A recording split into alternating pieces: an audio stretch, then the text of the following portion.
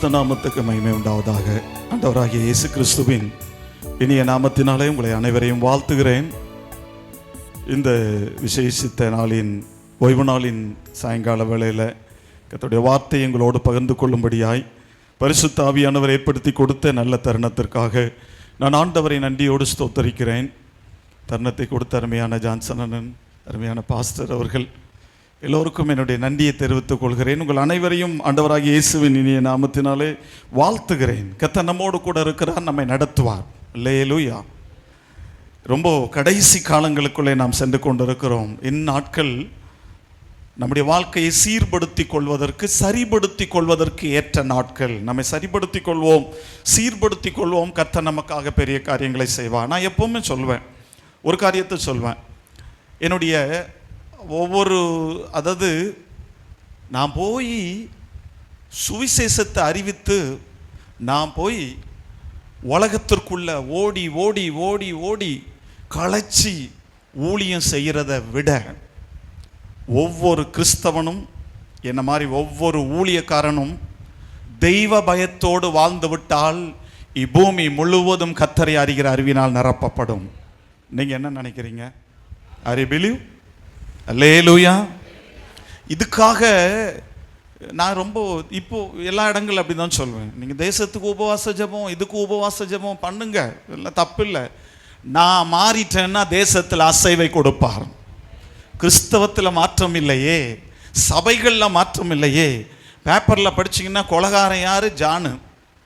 இல்லை, ஏமாத்துக்காரன் யார்? Abraham. Sir, இவங்கெல்லாம் மனம் திரும்பினால்தான் தேசத்துக்கு செழிப்பு. என்னாமம் இந்த லைனை நல்லா கவனிங்க. என்னாமம் தரிக்கப்பட்ட என் ஜனங்கள் தங்களை தாழ்த்தி, புறஜாதிக்கு சொல்லவே இல்லை சார். அங்கே மாற்றம் வரணும்னா நீ மாறணும், நான் மாறணும். என்னுடைய சுபாவத்தில் மாற்றம் இல்லாமல் நான் இதோ அர்ப்பணிக்கிறேன், நான் இதோ நெவர். சுபாவம் மாறும் பொழுது என்னாமம் தரிக்கப்பட்ட என் ஜனங்கள் தங்களை தாழ்த்தி பொல்லாத வழிகளை விட்டு திரும்பும் போது அந்த தேசத்திற்கு சேமத்தை தருவார். அல்லேலூயா. நான் மாறுவேங்க, ஒரு மாற்றத்தை நான் காண்பிப்பேன். என் ஜீவியத்தில் கர்த்தர் என்னை கொண்டு பெரிய காரியங்களை செய்வார். என் தெருவில், என் குடும்பத்தில், என் தெருவில், நான் இருக்கிற இடங்களிலே கர்த்தர் நமக்காக காரியங்களை செய்வார். அந்த மாற்றங்களை நம்முடைய வாழ்க்கையில் உருவாக்கி கொள்வோம். கர்த்தருடைய வருகை மிக மிக சமீபமாக இருக்கிறதுனால அந்த மாற்றங்களை உருவாக்கி அர்ப்பணிப்போம். கர்த்தர் நமக்காக பெரிய காரியங்களை செய்வார். நம்மை கொண்டு எழுப்புதலை உருவாக்குவார். எப்படின்றதை தான் இன்னைக்கு வேதத்தில் இருந்து உங்களோடு கூட நான் பகிர்ந்து கொள்ள விரும்புகிறேன். நான் அடிக்கடி சொல்றது உண்டு, போகிற இடங்களிலெல்லாம், பிரசங்கம் பண்ற இடத்திலெல்லாம் கர்த்தருடைய வருகை ரொம்ப சமீபத்தில் இருக்கு, சீக்கிரம் வரப்போகிறார். விசுவாசிக்கிறீங்களா? சீக்கிரம் வரப்போகிறார். வேதத்தின் அத்துணை தீர்க்க தரிசனங்களும் நிறைவேறி கொண்டிருக்கிறது.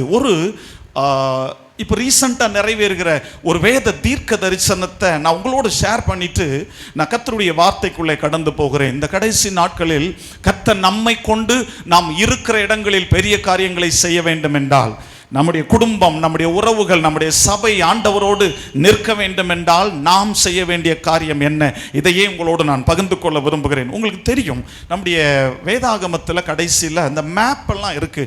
இதெல்லாம் பார்த்தீங்கன்னா இஸ்ரவேல் தேசத்தை காண்பிக்கிற அந்த மேப்பில் யோர்தான் நதி, அதுக்கு கீழே பார்த்தீங்கன்னா சவக்கடல், டெட் சி அப்படின்னு இருக்கும்.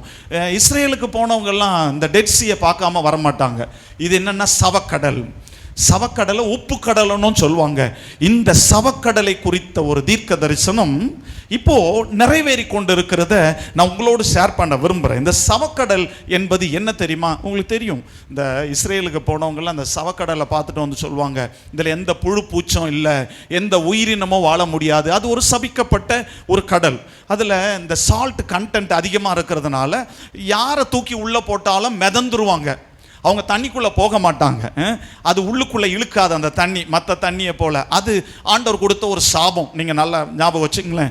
இந்த சவக்கடல் என்பது என்ன, இதை குறித்த தரிசனம் எப்படி நிறைவேறுகிறது சொல்றதுக்கு முன்னால சவக்கடல் என்பது என்ன? சவக்கடல் என்பது சோதோம் கொமோரா. நீங்கள் நல்லா ஞாபகம் வச்சுங்க. ஆதியாகமத்தின் புத்தகத்தில் நீங்கள் வாசி பார்த்தீங்கன்னா இந்த சோதோம் கொமோரா ஒரு காலத்தில் எப்படி இருந்துச்சா? ஆண்டவருடைய தோட்டத்தை போல செழிப்பாக இருந்தது. ஆண்டவர் இதை ஆசீர்வதித்தார். இதெல்லாம் பைபிளில் நமக்கு இருக்கு. ஆதியாகமம் 13ஆம் அதிகாரம் 10ஆம் வசனம். இப்போ நீங்கள் வாசிக்க வேண்டாம், பிறகு நீங்கள் வாசிங்க. நான் அப்படி உங்களுக்கு சொல்கிறேன், அந்த தீர்க்க தரிசனம் பிராக்டிக்கலாக எப்படி நிறைவேறி கொண்டிருக்கிறது. ஆதியாகமம் 13:10 ஒரு காலத்தில் ஏதேனை போல செழிப்பாயிருந்த சோதோமை பாவத்தின் மிகுதியினால் கர்த்தர் அழிக்கின்றார். உங்களுக்கு தெரியும் சோதோம் குமராவை எப்படி அழிச்சாரு? நான் வேற உங்களுக்கு தெரியும், சும்மா எதுல? அக்னியிலும் கந்தகத்திலும். ஆனா இன்னொன்னு அனுப்பி அழிச்சிருக்காரு. அது உங்களுக்கு தெரியல. அதை நீங்க ஆதியாகமத்தில் தேட முடியாது, அது உபாகமத்தில் தான் நீங்க வாசிக்க முடியும். உபாகமத்தின் புஸ்தகம் 29ஆம் அதிகாரம் 23ஆம் வசனத்துல வெறும் அக்கினி கந்தகத்துல சோதோமா அழிக்கலங்க, உப்பையும் அனுப்பி அழித்தார். உங்களுக்கு தெரியுமா, ஒரு செடி கிட்ட உப்பை போட்டு பாருங்க, அதுக்கப்புறம் அந்த செடி பட்டு போயிடும். நீங்க உப்பை போட்ட இடத்துல எந்த செடியை நட்டாலும் எந்த விதையை போட்டாலும் வளராது. அதனால தான் பழைய காலத்தில் பைபிளில் ஒரு தேசத்தை அட்டாக் பண்ணும்போது உப்பை விதைப்பார்கள். அந்த தேசம் அழிஞ்சி போனோன்னு ஆண்டவர் உப்பை அனுமதிக்கிறார். அக்கினி கந்தகத்தோடு சோதோம் குமரா மேல உப்பு வந்து இறங்குகிறது. சரித்திரம் இதுக்கு நிறைய பின்னணியத்தை சொல்லுது. ஒரு பிளானட் மாதிரி உளுந்து அது அமுங்கி போயிருச்சு, அதுதான் டெட் சி, அது சவக்கடல் ஆச்சு. ஆண்டவர் அனுப்பின அந்த உப்பு தான் அது கண்டென்ட் ஜாஸ்தி ஆயிருச்சு, இப்படி எல்லாம் சொல்றாங்க. இது சபிக்கப்பட்ட ஒரு ஸ்தலம். இந்த இடத்துல எந்த உயிரினமும் இருக்காது, எந்த விதமான புழு பூச்சிகள், எந்த விதமான நீர்வாழ் தாவரங்கள் இருக்காது என்பது ஆண்டவர் கொடுத்த சாபம். அப்படி போச்சுங்க. ஆனா ஆண்டவர் இந்த சாபத்திற்கான ஒரு நிவாரணத்தை கொடுத்திருக்கிறார். எப்போ சபிக்கப்பட்ட உயிரினம் வாழாத இந்த டெட் சி, இந்த சவக்கடல்ல எப்போ உயிரினங்கள் வாழும் தெரியுமா? நீங்க வாசி பார்த்தீங்கன்னா எசேக்கியேல் தீர்க்கதரிசன புஸ்தகம் 47ஆம் அதிகாரம் 8-9 வசனங்கள்ல ஆண்டவர் பூமிக்கு வரும்போது தேவனிடத்திலிருந்து ஜீவ நதி புறப்பட்டு கீழ்கடலில் போய் சேர்ந்தது. நீங்க எபிரேய மொழிபெயர்ப்பின்படி ஆங்கில வேதாகமத்தில் வாசித்து பார்த்தீங்கன்னா இந்த கீழ்கடல் என்பது டெட் சி, இந்த சவக்கடல். இப்போ கர்த்தரின் சமூகத்திலிருந்து ஜீவ தண்ணீர் புறப்பட்டு சவக்கடலில் விழுகிறது. அதுக்கு பிறகு நீங்க வாசித்து பார்த்தீங்கன்னா அந்த தண்ணீர் ஆரோக்கியமாய் மாறுகிறது. இது போகிற இடங்களிலெல்லாம் செழிப்பை கொடுக்கிறது. பர்டிகுலரா அதுல போட்டிருக்கிறது 9ஆம் வசனத்துல அநேக மச்சங்கள் உயிரினங்கள் உருவாக துவக்கி விட்டது. கர்த்தருடைய சமூகத்திலிருந்து புறப்பட்ட ஜீவ தண்ணீர் இந்த சவக்கடலில் விழுந்த மாத்திரத்தில் இது நல்ல மதுரமான செழிப்பை உண்டாக்கக்கூடிய தண்ணீராய் மாறிவிட்டது. உயிரினங்கள் உருவாக துவக்கி விட்டது. அதுல இருக்கு, நீங்க பாத்தீங்களா, மச்சங்களும் இல்ல செழிப்பை உருவாக்குகிற செயல்களும் உருவானது. அதே வார்த்தையை சகரியா 14ஆம் அதிகாரம் 8ஆம் வசனத்துல சொல்வார். அந்த தண்ணீர் புறப்பட்டு அது ஆரோக்கியமாய் இருந்தது. 1000 வருட அரசாட்சியில இந்த தண்ணீரை கொண்டுதான் கர்த்தர் நம்மை எல்லாம் போஷிக்க போகிறார் என்பதை சகரியா தீர்க்கன் அழகாக சொல்லுகிறான். இப்போ ரீசெண்டான தகவல் என்ன தெரியுமா? உங்களுடைய யூடியூப்ல இப்ப தேடாதீங்க, இப்ப தேடினீங்கன்னா உங்களுக்கு கிடைக்காது, அப்புறமா தேடினீங்கன்னா கிடைக்கும். அப்படி திறந்த உடனே லவக்குன்னு கிடைச்சிடும்.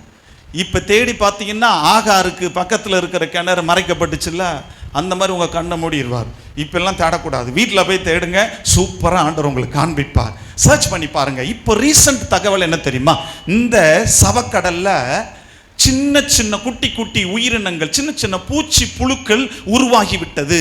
அதுல இருந்து எடுத்து காமிக்கிறாங்க, கடல் பாசிகள் எல்லாம் அதில் உருவாகி விட்டது. அப்படி என்றால் எப்போ இந்த தண்ணி ஆரோக்கியமாகும்? இதுவரைக்கும் காலாகாலமாக உயிரினங்கள் இல்லாத இந்த சவக்கடலின் தண்ணீர்ல இப்போ புழு பூச்சிகள் உயிரினங்கள் உருவாகிவிட்டது. கடல்வாழ் தாவரங்கள் பாசிகள் உருவாகிவிட்டது என்றால் ஆண்டவருடைய வருகை மிக மிக மிக மிக சமீபம். அவரோடு கூட இணைந்து பூமியில் நாம் வாழப் போகிறோம். 1000 வருட அரசாட்சியில நம்ம எல்லாருக்கும் ஜீவ தண்ணீராய் இந்த தண்ணீர் தான் சுத்தி சுத்தி பாய போது. அன்னைக்கு சந்தோஷமா அவரோடு கூட வாழப் போகிறோம். இருப்போமா? இல்லை, நீங்க பார்க்கறத பார்த்தா அப்படியெல்லாம் இருக்கா சார், எனக்கு அதை பற்றியெல்லாம் கவலை இல்லை அப்படின்ற மாதிரி உட்கார்ந்துருக்கீங்க. இருப்பீங்களா 1000 வருட அரசாட்சியில் அவர் கூட ஆளுகைக்கு? அல்லேலூயா. இருக்க மாட்டீங்களோ? மண்ணோடு மண்ணா போயிருவீங்க. எங்க மண்ணோடு மண்ணா போனாலும் எழுப்பி உட்கார வச்சுதாங்க 1000 வருட அரசாட்சி செய்ய போறாரு. அவரோடு கூட இருந்து பூமியை ஆள போகிறோம். அப்ப யார் மேல அப்ப நம்ம தான் ஆளுகை, நம்ம தான் பிரதமர், நம்ம தான் முதலமைச்சர், நம்ம தான் எல்லாம். அவர் ஹெட் ஆஃப் த டிபார்ட்மெண்ட். அப்போ செய்யலாம் நம்ம. இல்லைங்க, நீங்கள் அப்படி இப்படி யோசிக்காதீங்க, எழுதி வச்சு இவங்களை நான் வச்சு செய்வேன். இல்லைங்க, அந்த நாளில் இப்படிப்பட்ட செயல்கள் உதிக்கவே தோணாது. ஸோ கர்த்தருடைய வருகை மிக மிக சமீபம். என கேட்டுக்கொண்டிருக்கிற சபையே, கிறிஸ்தவ சமுதாயமே, ஆயத்தப்படுங்கள். எசேக்கியேல் தீர்க்கதரிசி சொல்லுகிறான் 38ஆம் அதிகாரம் 7ஆம் வசனம், நீயோ ஆயத்தப்படு, உன்னோடு கூடின மக்களை ஆயத்தப்படுத்து.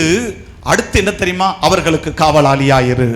கிறிஸ்தவ வாழ்க்கை ஏதோ வாழ்ந்து விட்டேன், ஞாயிற்றுக்கிழமை கோயிலுக்கு போயிட்டேன், சர்ச்சு கட்டுறாங்களா, ஒரு 2 லட்சம் கொடுத்துட்டேன், கடனை வாங்கியாவது கொடுத்துட்டேன், என்னமாவது பண்ணிட்டேன், ஓகே நிம்மதியாய் வாழ்ந்து விட்டேன். நெவர். ஆண்டவர் நம்மிடத்தில் நிறைய கேள்வி கேட்பார்.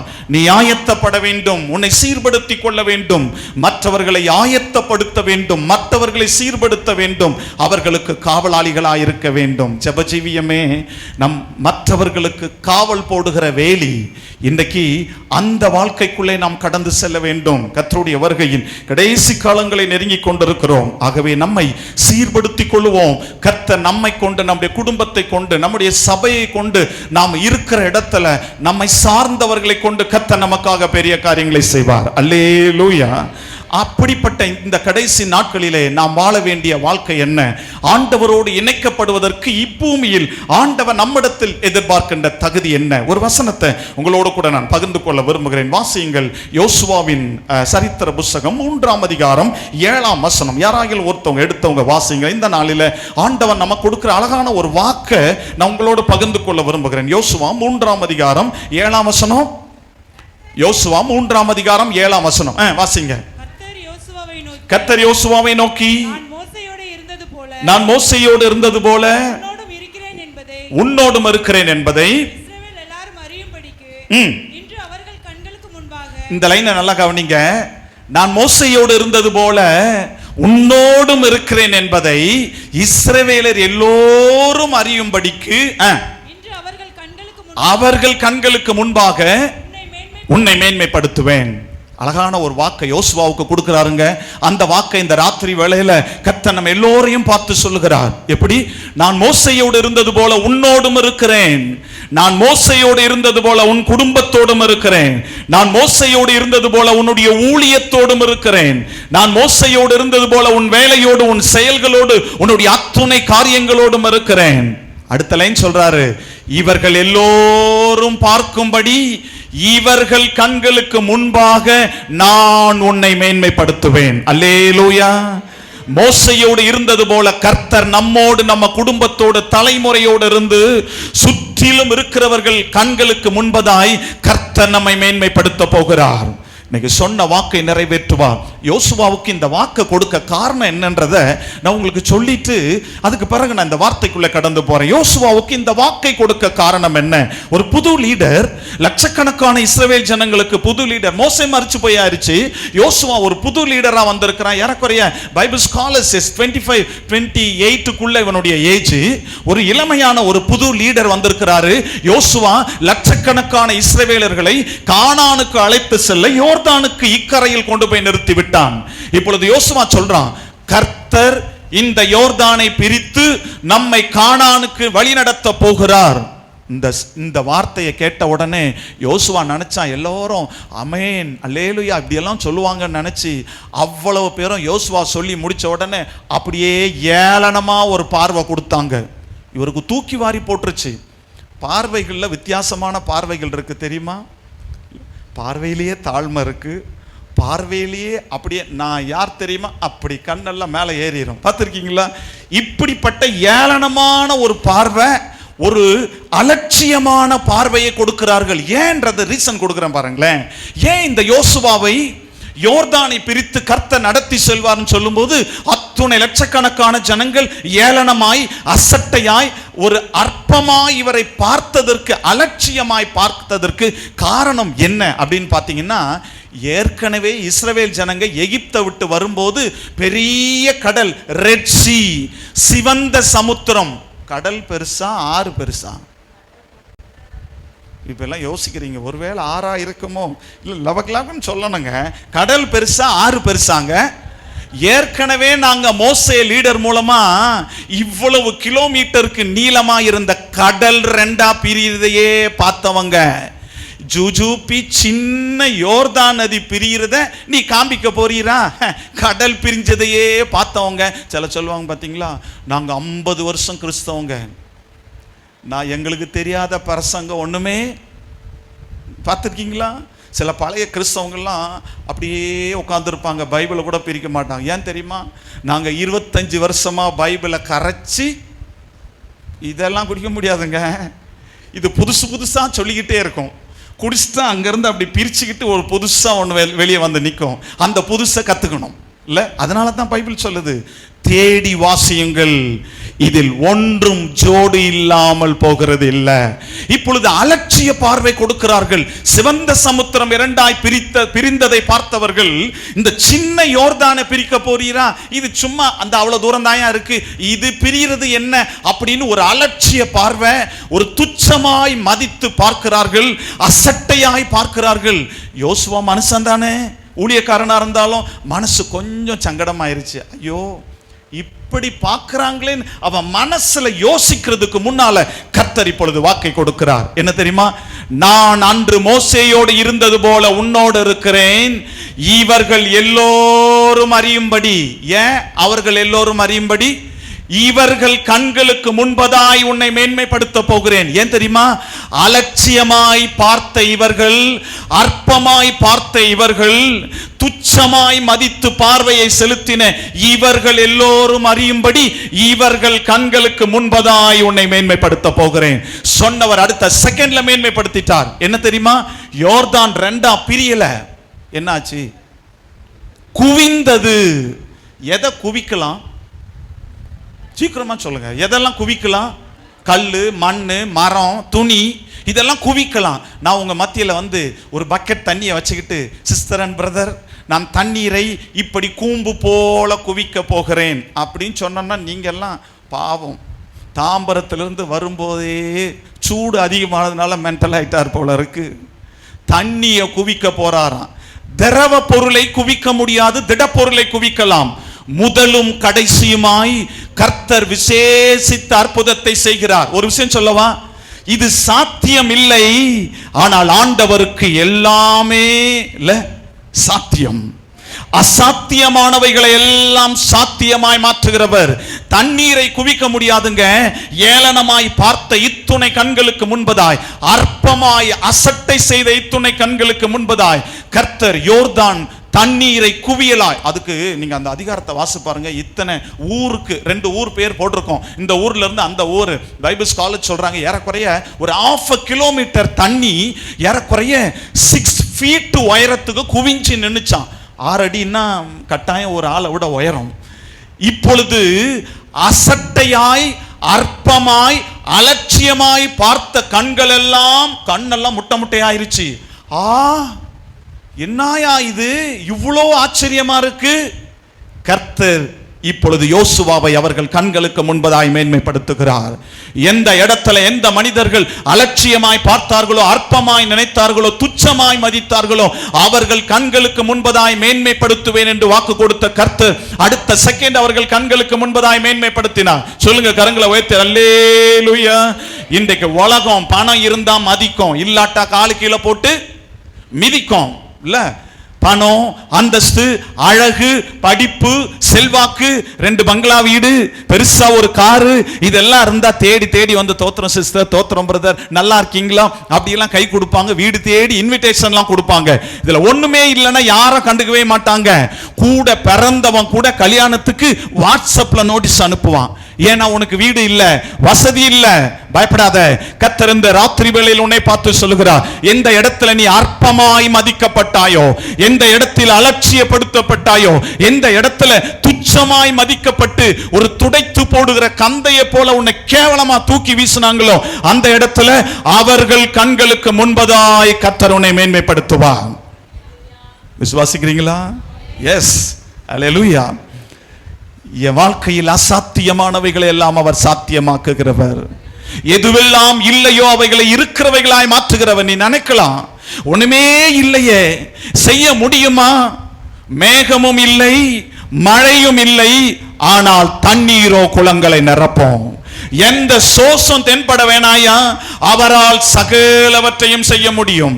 நீ அசிங்கப்பட்ட இடத்துல, வெறுத்து ஒதுக்கப்பட்ட இடத்துல, நீ கேவலமாய் மதிக்கப்பட்ட இடத்துல, நீ கண்ணீர் வடித்து கவலையோடு பாரத்தோடு நீ அசிங்கப்பட்டு அவமானப்பட்டு கூனி குறுகி தலை கவிழ்ந்து நின்ற இடத்துல அவர்கள் காணும்படி அவர்கள் கண்களுக்கு முன்பதாய் உன்னை மேன்மைப்படுத்துவார். வாக்கு கொடுத்த ஆண்டவர் வாக்கு மாறாதவர். உன்னை தூக்கி நிறுத்துவார், உன் குடும்பத்தை தூக்கி நிறுத்துவார். அவர் வாக்கு கொடுத்து விட்டார். நான் மோசையோடு இருந்தது போல உன் கூட இருப்பேன், உன் குடும்பத்தோடு இருப்பேன், உன் செயல்களோடு இருப்பேன், நீ பெற்றெடுத்த பிள்ளைகளோடு இருப்பேன். எல்லோரும் காணும்படி உன்னை அலட்சியமாய் பார்த்த, அற்பமாய் நினைத்த, அசட்டை செய்த, உன்னை கேவலப்படுத்தினவர்கள் எல்லோரும் பார்க்கும்படி அவர்கள் கண்களுக்கு முன்பதாய் கர்த்தர் உன்னையும் உன் குடும்பத்தையும் மேன்மைப்படுத்துவார். இதை வாக்காக கொடுத்த கர்த்தர் நம்முடைய வாழ்க்கையில் அதை எப்படி நிறைவேற்றுவார்? இன்னைக்கு ஆண்டவர் எல்லோர் கண்களுக்கு முன்பதாய் நம்மை மேன்மைப்படுத்த வேண்டும் என்றால் நம்முடைய வாழ்க்கையில் அவர் எதிர்பார்க்கின்ற தகுதி என்ன? இன்னைக்கு ஒரு அற்பமாய், ஒரு கேவலமாய் மதிக்கப்பட்ட இடத்துல இருந்த ஒரு பெண்மணிய ஆண்டவர் ஒரு தேசத்தையே சீர்படுத்த, ஒரு தேசத்திற்கு எழுப்புதலை உண்டாக்க, ஏன் அவளுடைய குடும்பம் இவளுக்கா இப்படிப்பட்ட நிலைமை சொல்ற அளவுக்கு கர்த்தர் டாப்ல கொண்டு வந்து நிறுத்தினார். எல்லா ஜனங்களும் அறியும்படி அவர்கள் கண்களுக்கு முன்பதாய் உன்னதமான உயர்வையும் மேன்மையும் கொடுத்த ஒரு பெண்மணியை நான் உங்களோடு கூட பகிர்ந்து கொள்ள விரும்புகிறேன். என்னோடு கூட வேதத்திற்கு வாங்க.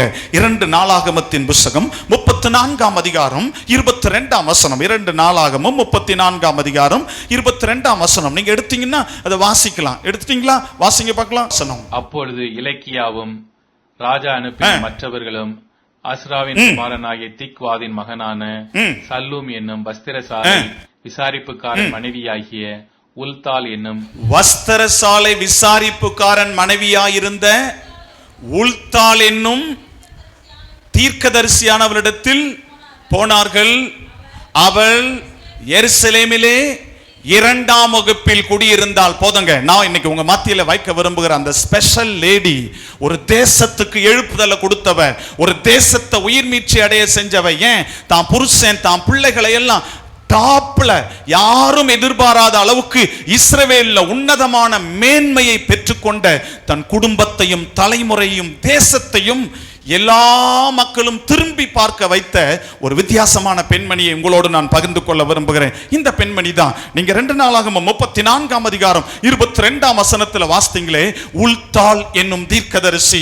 ஆங்கிலத்துல உல்தா அப்படின்னு சொல்லுவாங்க, தமிழ்ல உல்தாள் தீர்க்கதரிசி, ஒரு பெண் தீர்க்கதரிசினி. இந்த பெண்ணை கொண்டு கர்த்தர் பெரிய காரியங்களை செய்கிறார். அதை சொல்றதுக்கு முன்னால பைபிள்ல உள்ள ஒவ்வொரு வார்த்தைக்கும் பின்னணியம் உண்டு, ரகசியம் உண்டு. அதனுடைய பின்னணியத்துக்குள்ள ஹிஸ்டாரிக்கல்குள்ள போனீங்கன்னா ரொம்ப சூப்பரா இருக்கும். அடுத்த லைன் வாசிங்கன்னா, இந்த உல்தாள் என்ற தீர்க்கதரிசி அவன் கணவன் அவன் பிள்ளைங்க எங்க இருந்தாங்களா? எருசலேமின் 2ஆம் வகுப்பில் குடியிருந்தார்கள். இதற்கான விளக்கம் அவசியம் உங்களுக்கு தேவைங்க. நீங்க இந்த தமிழ் பைபிள்ல எருசலேம் 2ஆம் வகுப்புன்னு இருக்கு. இதை நீங்க ஆங்கில பைபிள்ல வாசித்தீங்கன்னா எருசலேமுடைய 2nd டிஸ்ட்ரிக்ட் அப்படின்னு இருக்கும். டிஸ்ட்ரிக்ட்னா மாவட்டம் இல்லையா? நம்ம காஞ்சிபுரம் மாவட்டம் இருக்கு, செங்கல்பட்டு மாவட்டம், ஒவ்வொரு சில ஊர்களை சேர்ந்தது மாவட்டம் இல்லையா? அந்த காலத்துல இந்த 1000 2000 3000 வருஷத்துக்கு முன்னால இந்த டிஸ்ட்ரிக்ட் அப்படின்னு சொல்லப்படுவது நிறைய ஊர்களை சார்ந்த ஒன்று அல்ல. இத பைபிள் ஸ்காலர் அழகா விளக்குறாங்க. எருசலேம் என்பது இஸ்ரவேலின் தலைநகரம். நல்லா நீங்க ஞாபகம் வச்சுக்கங்க, இஸ்ரவேலின் தலைநகரம் எருசலேம். தலைநகரத்துல யார் இருப்பாங்க? மனுஷங்க தான் இருப்பாங்கன்னு சொல்றாதீங்க. தலைநகரத்துல யார் இருப்பாங்க? தேசத்தை ஆளுகிற தலைவர்கள். சரியா? அந்த காலத்துல ராஜாக்கள். இப்ப இந்தியாவின் தலைநகரம் டெல்லி. பரவாயில்ல, ஞாபகம் வச்சிருக்கீங்க. டெல்லியில போனீங்கன்னா யார் இருப்பாங்க? மெயின் பிரதமர்கள் இல்ல, அவனை சார்ந்த அதிகாரிகள் அங்க உண்டு. அதுதான் மெயின். அமெரிக்காவின் கேபிட்டல், அமெரிக்காவுடைய தலைநகரம் வாஷிங்டன். வாஷிங்டன் போனீங்கன்னா யாரை பார்க்கலாம்? ட்ரம்பை பார்க்கலாம். மெயின் இல்ல, தலைநகரத்தில் அதிகாரிகள் ஆளுகை செய்கிறவர்கள் இருப்பார்கள். இஸ்ரவேலின் தலைநகரம் எருசலேம். எருசலேமின் முதல் வரிசையில், முதல் வகுப்புகளில் ராஜாக்களின் குடும்பங்கள் வாழ்ந்தது. அதை கடந்து கொஞ்சம் டிஸ்டன்ஸ்ல இரண்டாம் டிஸ்ட்ரிக்ட் அப்படின்னு சொல்லுவாங்க, இரண்டாம் வரிசை, இரண்டாம் ஏரியா. இந்த இரண்டாம் இடத்துல சிற்றரசர்கள், பிரபுக்கள், அதிகாரிகள் வாழுவார்கள். இந்த சிற்றரசர்கள், அதிகாரிகள், பிரபுக்கள் இருக்கக்கூடிய இரண்டாம் இடத்துல ஆண்டவர் யாரை கொண்டு வந்து உட்கார வச்சிருக்கிறார் தெரியுமா? ஒரு பெண்மணி உல்தாள் என்ற தீர்க்கதரிசி, இவ ஹஸ்பண்ட், இவ பிள்ளைகள் அங்கு வாழ்ந்து கொண்டிருக்கிறார்கள். என்ன சார் இங்க வந்தது ஒரு பெருமை, என்ன இது ஒரு பெரிய விஷயம் அப்படின்னு உங்க மனசுக்குள்ள கேள்வி வரலாம். அடுத்த காரியத்தை சொல்றேன், அப்போ உங்களுக்கு தெரியும். இந்த உல்தா என்பவ யாருன்னா, நீங்க வேத சரித்திரத்துக்குள்ள போனீங்கன்னா, இவ எப்ராயிம் வம்சத்தை சார்ந்த ஒரு பெண்மணி. எப்ராயிமியர்களுக்கு கானானை பிரித்து கொடுக்கும் போது எப்ராயிம் மக்களுக்கு கொடுக்கப்பட்ட இடம் மலை தேசம். நீங்க அன்னாள் சம்பவத்தை வாசித்தீங்கன்னா உங்களுக்கு தெரியும். 1 சாமுவேல் 1ஆம் அதிகாரம் 1ஆம் வசனம், எப்ராயிம் என்ற மலை தேசத்தான் ஆகிய, இப்படி ஒரு பர்டிகுலர் வேர்டு சேர்க்கப்பட்டிருக்கு. இதுக்கெல்லாம் நிறைய பின்னணியங்கள் உண்டு. ஆக எப்ராயிம் மக்கள் வாழ்ந்தது மலை தேசம். இந்த மலை தேசத்திலிருந்து வந்த ஒரு பெண்மணி தான் இந்த உல்தா. இவளை குறித்து சரித்திரம் சொல்லுகிறது, இவள் ஒரு மலைவாழ் பெண்மணியா இருந்தால், இன்னும் சரியா உங்களுக்கு புரியும்படி சொல்லணும்னா ஒரு பழங்குடியின பெண். பழங்குடியினர்னா இந்த மலைகளுக்கு இப்பவும் பழங்குடியினர் இருக்கிறாங்க. எத்தனை பேருக்கு தெரியுமோ தெரியல. இல்லை பாஸ்டர் ஒரு வேளை இந்த மினிஸ்ட்ரிக்கெல்லாம் போகும்போது ஒரு வேளை பார்த்துருக்கலாம். நாங்கள்லாம் கல்வராயன் ஹில்ஸ், இந்த பச்சை மலை, இந்த மலை அப்படியெல்லாம் இருக்குது. இங்கெல்லாம் நாங்கள் ஒன்ஸ் அப்பான் ஏ டைம் நாங்கள் டீமாக போய் ஊழியம் செஞ்சுருக்கிறோம். இங்கே இப்பவும் நீங்கள் போனீங்கன்னா சில பழங்குடியின மக்கள் வெளி உலகத்திற்கு தெரியாமல் உள்ளே இருப்பாங்க. வெளி உலகத்தோடு கனெக்ஷன் வைக்க மாட்டாங்க. நாகரீகம் தெரியாதுங்க, படிப்பு அறிவு இருக்காது, அழகு இல்ல, தங்களை அலங்காரப்படுத்திக் கொள்ளுகிற காரியங்கள் இல்ல. அப்படியே சிட்டியை விட்டு கொஞ்சம் உள்ள இருக்கிறவர்கள் தான் இந்த பழங்குடியினர். இப்போ இதுங்க, ஆனா 2000-3000 ஆண்டுகளுக்கு முன்பதாய் உள்ள சம்பவத்தை உங்களுக்கு முன்னால வைக்கிறேன். ஒரு மலைவாழ் பெண், ஒரு பழங்குடியின பெண், எந்த படிப்பு அந்தஸ்து மேன்மை இல்ல, எந்த அழகு குடும்பத்தின் வசதியான பின்பலம் இல்ல, ஊழியக்காரர் பரிசுத்தவான்களின் பின்பலம் இல்ல. இப்படிப்பட்ட ஒரு மலைவாழ் பெண், இப்படிப்பட்ட ஒரு பழங்குடியின பெண்ணை ஆண்டவர் கண்டெடுத்து திருநெல்வேலி அல்வா மாதிரி அப்படியே அல்லாக்கா கொண்டு வந்து ராஜாக்களும் அதிகாரிகளும் அமருகிற உன்னதமான எருசலேமின் 2ஆம் ஸ்தானத்தில் கொண்டு வந்து வைக்கிறார். இல்ல யாரு? எந்த மேன்மையும் வசதியும் அறிவும், எந்த அழகும் அந்தஸ்தும், எந்த சொல்லிக் கொள்ளும்படியான தகுதியும் இல்லாத ஒரு பழங்குடியின பெண் உல்தா என்ற பெண்மணி, ஒரு மலைவாழ் பெண் உல்தா என்ற பெண்மணி கர்த்தர் இஸ்ரவேலின் ராஜாக்கள், பிரபுக்கள் அமரக்கூடிய 2ஆம் ஸ்தானத்தில் கொண்டு வந்து அமர வைக்கிறார். அது ஏன் அப்படின்றத நான் பிறகு உங்களுக்கு சொல்றேன். இல்ல நான் அதாவது நீங்க யோசிச்சு பாருங்க. நம்ம ஒரு ஆர்டினரி பர்சன், நம்ம டெல்லிக்கு போய் பிரதமர் வீட்டுக்கு பக்கத்தில் வீடு வாங்கிட்டு உட்கார முடியுமா? ஒரு மாதிரி என்ன பார்க்குறீங்க, ஏன் சார் இப்படியெல்லாம் கேட்குறீங்கன்ற மாதிரி பார்க்குறீங்க. ஏங்க ஆமான்னா இப்படி சொல்லுங்க, இல்லைன்னா இப்படி சொல்லுங்க. ஏம்மா நீங்கள் போய் முதலமைச்சர் வீடு, நம்ம சென்னைக்கு எடுக்கலாமே, முதலமைச்சர் வீட்டுக்கு பக்கத்தில் நீங்கள் வீடு வாங்கி இருக்க முடியுமா? முடியும்னா இப்படி, இல்லைன்னா இல்லை, முடியாதுங்க. ஆனால் இங்கே பாருங்க, ஒரு பாமர பெண்ணு, ஒரு மலைவாழ் பெண்ணு, ஒரு பழங்குடியின பெண்ணு, எந்த அறிவோ வசதியும் படிப்பும் மேன்மையும் தாளந்துகளும் இல்லைங்க. ஆனால் ஆண்டவர் இவளை கண்டெடுத்து இஸ்ரவேலின் ராஜாக்கள், அதிகாரிகள், தலைவர் பக்கத்துல கொண்டு வந்து எருசலேம் என்ற தலைநகரத்தின் 2ஆம் ஸ்தானத்தில் அமர வைத்திருக்கிறார். எதுவெல்லாம் நம்முடைய வாழ்க்கையில் முடியாதோ அவைகள் எல்லாம் முடித்து தருகிறவர் கர்த்தர். அவர் இல்லாதவைகளை இருக்கிறவைகளை போல பாவித்து அழைக்கிறவர். எதுவெல்லாம் உன்னை விட்டு தூரம் போனதோ அவைகள் எல்லாம் நீ பெற்று அனுபவிப்பாய். கர்த்தர் சொல்கிறார், அன்றைக்கு மோசேயோடு இருந்தது போல உன்னோடும் இருக்கிறேன், இவர்கள் எல்லோரும் அறியும்படி இவர்கள் கண்களுக்கு முன்பதாய் உன்னை மேன்மைப்படுத்துவேன். இஸ்ரவேல் ஜனங்கள் எல்லாம் பார்த்தாங்க, ஒரு பழங்குடியின பெண், ஒரு மலைவாழ் பெண், அவங்க கண்ணுக்கு முன்னால இஸ்ரவேலின் 2ஆம் இடத்தில் கொண்டு வந்து வைக்கிறார். இது மட்டும் இல்லங்க, இன்னொரு காரியத்தை ஆண்டவர் செய்றார். அதையும் உங்களுக்கு சொல்றேன் பாருங்களேன். இந்த 2 நாளாகமம் 34ஆம் அதிகாரத்தை அப்படி திருப்பி வச்சுக்கோங்களேன். அதாவது அந்த நாட்கள்ல யோசியா என்ற ராஜா இஸ்ரவேலை ஆளுகை செய்து கொண்டிருக்கிறான். ஆலயம் நீண்ட நாட்களாய் பூட்டப்பட்டிருக்கிறது. இந்த ஆலயத்தை பூட்டி போட்டது யார் தெரியுமா? யோசியா ராஜாவுடைய அப்பா மனாசே. நீண்ட நாள் ஆலயம் பூட்டி கிடக்குது. ஆலயம் நீண்ட நாட்களாய் பூட்டப்பட்டிருக்கிறது. இந்த ஆலயத்தை பூட்டி போட்டது யார் தெரியுமா? யோசியா ராஜாவுடைய அப்பா மனாசே. நீண்ட நாள் ஆலயம் பூட்டி கிடக்குது. ஆலயம் பாழடைஞ்சு கிடக்குது. இப்பொழுது யோசியா வந்த உடனே, நான் இந்த ஆலயத்தை திறந்து ஆண்டவரை தொழுது கொள்ள போகிறேன். அதிகாரிகள் அனுப்புறான், ஆலயத்தை பழுது பாருங்கள். ஆலயத்தை போய் பழுது பார்க்கறாங்க. இப்பொழுது கர்த்தருடைய உடன்படிக்கை நியாயப்பிரமாண புஸ்தகம் கண்டெடுக்கப்படுகிறது. தோல் சுருள் நேரா ராஜாட்ட கொண்டு வந்து கொடுக்குறாங்க அதிகாரிகள். ராஜா சொல்றாரு, இத வாசிங்க பார்க்கலாம். இதுல போட்டிருக்கு, கர்த்தருக்கு விரோதமாய் செயல்படுகிற மனிதர்கள் சபிக்கப்படுவார்கள், கர்த்தருக்கு விரோதமாய் செயல்படுகிற தலைவர்கள் சபிக்கப்படுவார்கள், கர்த்தருக்கு விரோதமாய் செயல்படுகிற தேசம் சபிக்கப்படும், கர்த்தரை தொழுது கொள்ளாத மக்கள் எல்லாம் ஆண்டவர் இடத்திலிருந்து தூர வீசப்படுவார்கள். நிறைய இதுல இருக்கு. இத வாசித்த யோசியா ராஜா வஸ்திரத்தை கிழித்து கொண்டு இப்பொழுது ஒரு அறைகூவல் விடுகிறான்.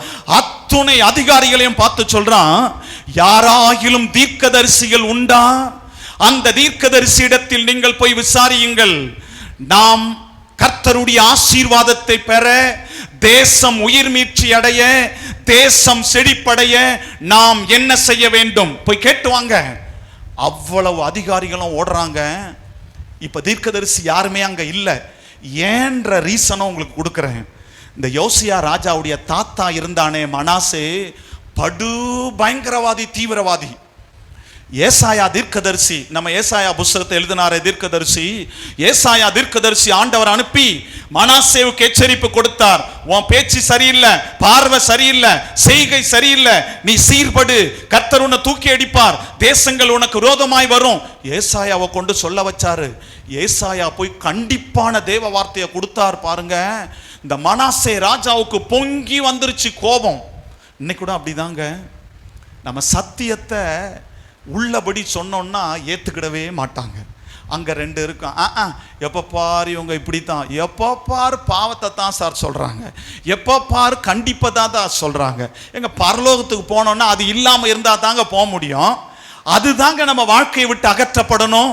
இந்த மனாசே என்ன பண்ணான் தெரியுமா? ஒரு 2 கையும் பிடிக்கிற அளவுக்கு ஒரு பெரிய மரக்கட்டையை எடுத்து அதை தொலை போட்டு ஹோல் போட்டு இந்த ஏசாயா தீர்க்கதரிசிய அந்த மரக்கட்டைக்குள்ள திணிச்சு. இப்ப எல்லாம் மரம் கட் பண்றதுக்கு மிஷின் வந்துட்டு, பழைய காலத்துல மிஷின் கிடையாது மரம் கட் பண்ண. அது என்ன சொல்லுவோம்? வாள், ரம்பம். இந்த வாளை 2 பேரை விட்டு இந்த மரக்கட்டைக்குள்ள யார் இருக்கிறது? ஏசாயா தீர்க்கன். இவனை உள்ள திணிச்சு இந்த ரம்பத்தை வச்சு துண்டு துண்டா 3-4 துண்டு ஏசாயாவை மரக்கட்டையோடு துடிக்க துடிக்க அறுத்து கொண்டவன் இந்த மனாசே. ஆண்டவர் சும்மா விடுவாரா? நீங்க என்ன நினைக்கிறீங்க? ஊழியக்காரன் ஆண்டவருடைய கரத்தில் உள்ளவன், ஆண்டவரால் தெரிந்து கொள்ளப்பட்ட உண்மையுள்ள ஊழியக்காரனுக்காக கர்த்தர் பழிவாங்கிறவர். சொல்லுவாங்க, தொட்ட நீ கெட்ட இல்ல. அப்படிதான் சாருங்க மனாசேவுடைய லைஃபை சீர்குலைச்சிட்டார் ஆண்டவர். அதெல்லாம் நான் சொல்ல விரும்பல. இப்பொழுது தீர்க்கதரிசி கண்டிப்பை கொடுத்ததினால் இரத்த சாட்சியாய் அறுத்து கொள்ளப்பட்ட காலம், தீர்க்கதரிசிகள் சத்தியத்தை போதிக்க தயங்கின காலம். ஒரே ஒரு பெண்மணி, எத்தனை மரணம் வந்தாலும் உயிருக்கு ஆபத்து வந்தாலும் கர்த்தருடைய வார்த்தையை உள்ளபடியே எந்த மனுஷனையும் திருப்திப்படுத்தாமல் செய்வேன், இப்படி தன்னை தயார்படுத்தி கொண்ட பெண்மணியை தான் ஆண்டவர் கொண்டு வந்து எங்க உட்கார வச்சிருக்கிறாரு? எருசலேமின் 2ஆம் வகுப்புல. மனுஷனுக்கு ஏற்றபடி இல்ல, நன்மைக்காக, ஏதோ ஜீவனம் பண்ணுவதற்காக, உதவிக்காக கர்த்தருடைய வார்த்தையை மாற்றி சொல்லுகிறவர் அல்ல இந்த பெண்மணி. சத்தியத்தை சத்தியமாய், தேவ வார்த்தையை அப்படியே அப்பட்டமாய் சொல்லுகிற ஒரு பெண்மணி. இப்ப போய் கேட்கிறாங்க, ஏம்மா ராஜா அனுப்புனாரு. இதை வாஸ்து கொஞ்சம் சொல்லுங்க. நீங்க வாஸ்து பார்த்தீங்கன்னா அந்த 2 நாளாகமம் 34ஆம் அதிகாரத்தில் அவ சொல்றா, உங்க ராஜா உங்களை அனுப்பினவங்கிட்ட போய் சொல்லுங்க, அவன் அனலும் இன்றி குளிரும் இன்றி ஆத்துல ஒரு கால் சேத்துல ஒரு கால் வச்சு வாழ்றான். இங்க ஆண்டவரம் தேவை, அங்க போய் அந்த விக்கிரகமும் தேவை. இங்க ஆண்டவர்த்தையும் ஜெபம் பண்ணி அல்லேலியா போட்டு கையை தூக்குறான், அங்க போய் எந்தெந்த கட்சிக்கோ கோஷம் போட ஜே ஜேன்னு கையை தூக்கிட்டு அலையறான். ஆத்துல ஒரு கால் சேத்துல ஒரு கால் வச்சிட்டு இருக்கிறான். இவனை சும்மா விட மாட்டேன், இவனால் தேசத்தின் மேல் கர்த்தருடைய கோபம் அக்கினியாய் பற்றி எரிய போகிறது, தேசம் அழிவிற்கு ஒப்பு கொடுக்கப்படுகிறது. நீங்க போய் சொல்லுங்க உங்க ராஜாட்ட, அவன் ஆண்டவருக்கு முன்னால தாழ்மைப்பட்டால் தேசத்திற்கு சமாதானத்தை தருவார். எந்த மனுஷனுக்கும் வாய்ப்பில்ல. ஆண்களே, ஆண் தீர்க்கதரிசிகளே, இரத்த சாட்சியாய் சத்தியத்தை போதித்ததனால் வெட்டி கொல்லப்பட்ட நாட்களில் ஒரு பெண் உல்தா என்ற தீர்க்கதரிசி பகிரங்கமாய் எந்த விதமான ஒளிவு மறைவும் இல்லாம, மனுஷனை ப்ளீஸ் பண்ணாம, எந்த விதமான ஆதாயத்திற்கும் தன் வார்த்தையை விற்று போடாமல் சத்தியத்தை தெளிவாய் கண்டிப்பா எச்சரிப்பா சொன்னான். நடந்தது என்ன தெரியுமா? இந்த நியூஸை கொண்டு போய் ராஜாட்ட கொடுக்குறாங்க. 34ஆம் அதிகாரம் 33ஆம் வசனத்தை வாசிங்களேன். 2 நாளாகமம் 34ஆம் அதிகாரம் 33ஆம் வசனம். தேசங்கள் எங்கும் உண்டான அருவருப்புகளை எல்லாம் அகற்றி இஸ்ரவேலிலே காணப்பட்டவர்களை எல்லாம் தங்கள் தேவனாகிய கர்த்தரை சேவிக்கும்படி செய்தான். அவன் உயிரோடு இருந்த நாளெல்லாம் அவர்கள் தங்கள் பிதாக்களின் தேவனாகிய கர்த்தரை விட்டு பின்வாங்கினதில்லை. நல்லா கவனிங்க. யோசியா தேவ எச்சரிப்பை கேட்ட உடனே இங்க ஆண்டவர் இந்த பெண்ணை கொண்டு எப்படிப்பட்ட சீர்திருத்தத்தை உருவாக்குறார் பாருங்க, எப்படிப்பட்ட எழுப்புதலை உருவாக்குறார்ன்றதை நான் உங்களுக்கு சொல்ல விரும்புறேன். இப்பொழுது தேசத்துல இந்த யோசியா ராஜா, அதுக்கு பிறகு நீங்க வாசி பார்த்தீங்கன்னா தேசத்தில் அநேக ஊழியர்களை நிறுத்தி வேதத்தை போதிக்க வைத்து சத்தியத்தின் எச்சரிப்பை கொடுத்து இப்ப தேசத்தை சீர்படுத்துகிறான். பூட்டி கிடந்த ஆலயத்தை திறந்து ஆண்டவரை உண்மையாய் தொழுது கொள்ளுகிறான். இந்த யோசியாவுடைய தாத்தா மனாசே தேவ வார்த்தையை கண்டிப்பா சொன்னவனை அறுத்து கொண்டு போட்ட ஐசாயா, ப்ராஃபட் ஐசாயாவை, அப்படிப்பட்ட காலத்துல சத்தியத்தை எச்சரிப்போடு போதித்தவனுடைய ரத்தம் பூமியில் சிந்தப்பட்டது. அவன் ரத்தம் இன்னும் காயப்படல, இன்னும் அந்த சம்பவம் மக்கள் மனதிலிருந்து மறையல. அதுக்குள்ள பேரன் ராஜா ஸ்தானத்துல வந்துட்டான் யோசியா. இப்பொழுது இந்த பெண்மணி எதற்கும் பயப்படாம சத்தியத்தை எப்படி பகிரங்கம் அடிக்கிறா பாருங்க. ஒளிவு மறைவு இல்லாமல் சத்தியத்தை போதித்தாள். ராஜாவுடைய வாழ்க்கையில கர்த்தர் அவன் எரிச்சல் அடைந்து கோவப்பட்டு என்ன மாதிரி செய்வான்னு சொல்லி தான் இந்த உல்தா தீர்க்கதரிசி நினைச்சிருப்பான். ஆனா கர்த்தர் உல்டாவா ஒரு காரியத்தை செய்கிறார். இந்த பெண்ணுடைய வார்த்தையை கேட்டு ஒரு இஸ்ரவேலின் ராஜா மனம் திரும்புகிறான். இஸ்ரவேல் தேசம் எழுப்புதல் அடைகிறது. சரித்திரம் சொல்லுதுங்க, நம்ம இஸ்ரவேல் சரித்திரத்துல நிறைய எழுப்புதல்கள் அப்பப்போ உருவாச்சு. அந்த மாதிரி எழுப்புதல் தாவீது காலத்துல ஒரு எழுப்புதல், யோசியா காலத்துல ஒரு எழுப்புதல், நெகேமியா காலத்துல ஒரு எழுப்புதல், எஸ்ராவின் காலத்துல ஒரு எழுப்புதல். இப்படிப்பட்ட எழுப்புதல்கள்ல இந்த பெண் தீர்க்கதரிசி உல்தாவினுடைய காலங்களில் இஸ்ரவேலில் ஒரு பெரிய எழுப்புதலை கர்த்தர் உண்டாக்கினார். ஜனங்கள் ஆண்டவருடைய சமூகத்தில் சீர்பட்டார்கள், உயிர் மீட்சி அடைந்தார்கள், சகல பாவங்களும் அகற்றப்பட்டது. யாரு? ஒரு பெண் தீர்க்கதரிசி உல்தா. யார் இந்த பெண்ணு? ஒரு பழங்குடியின பெண்.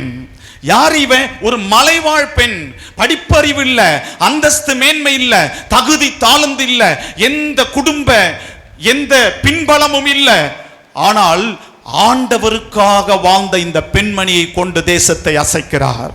பெரிய எழுப்புதலை உருவாக்கினார். இஸ்ரவேலின் குடும்பங்கள் எல்லாம் உயிர் மீட்சி அடைகிறது. இப்ப சொல்லுங்க, கர்த்தருக்காக அர்ப்பணம் செய்கிற ஒருவரை கொண்டு கர்த்தர் சகலவற்றையும் மாற்றி அமைக்க முடியும். விசுவாசிக்கிறீங்களா? அது நானா இருக்கலாம், நீங்களா இருக்கலாம். நம்ம குடும்பத்திலிருந்து ஆண்டவர் துவக்குவார்.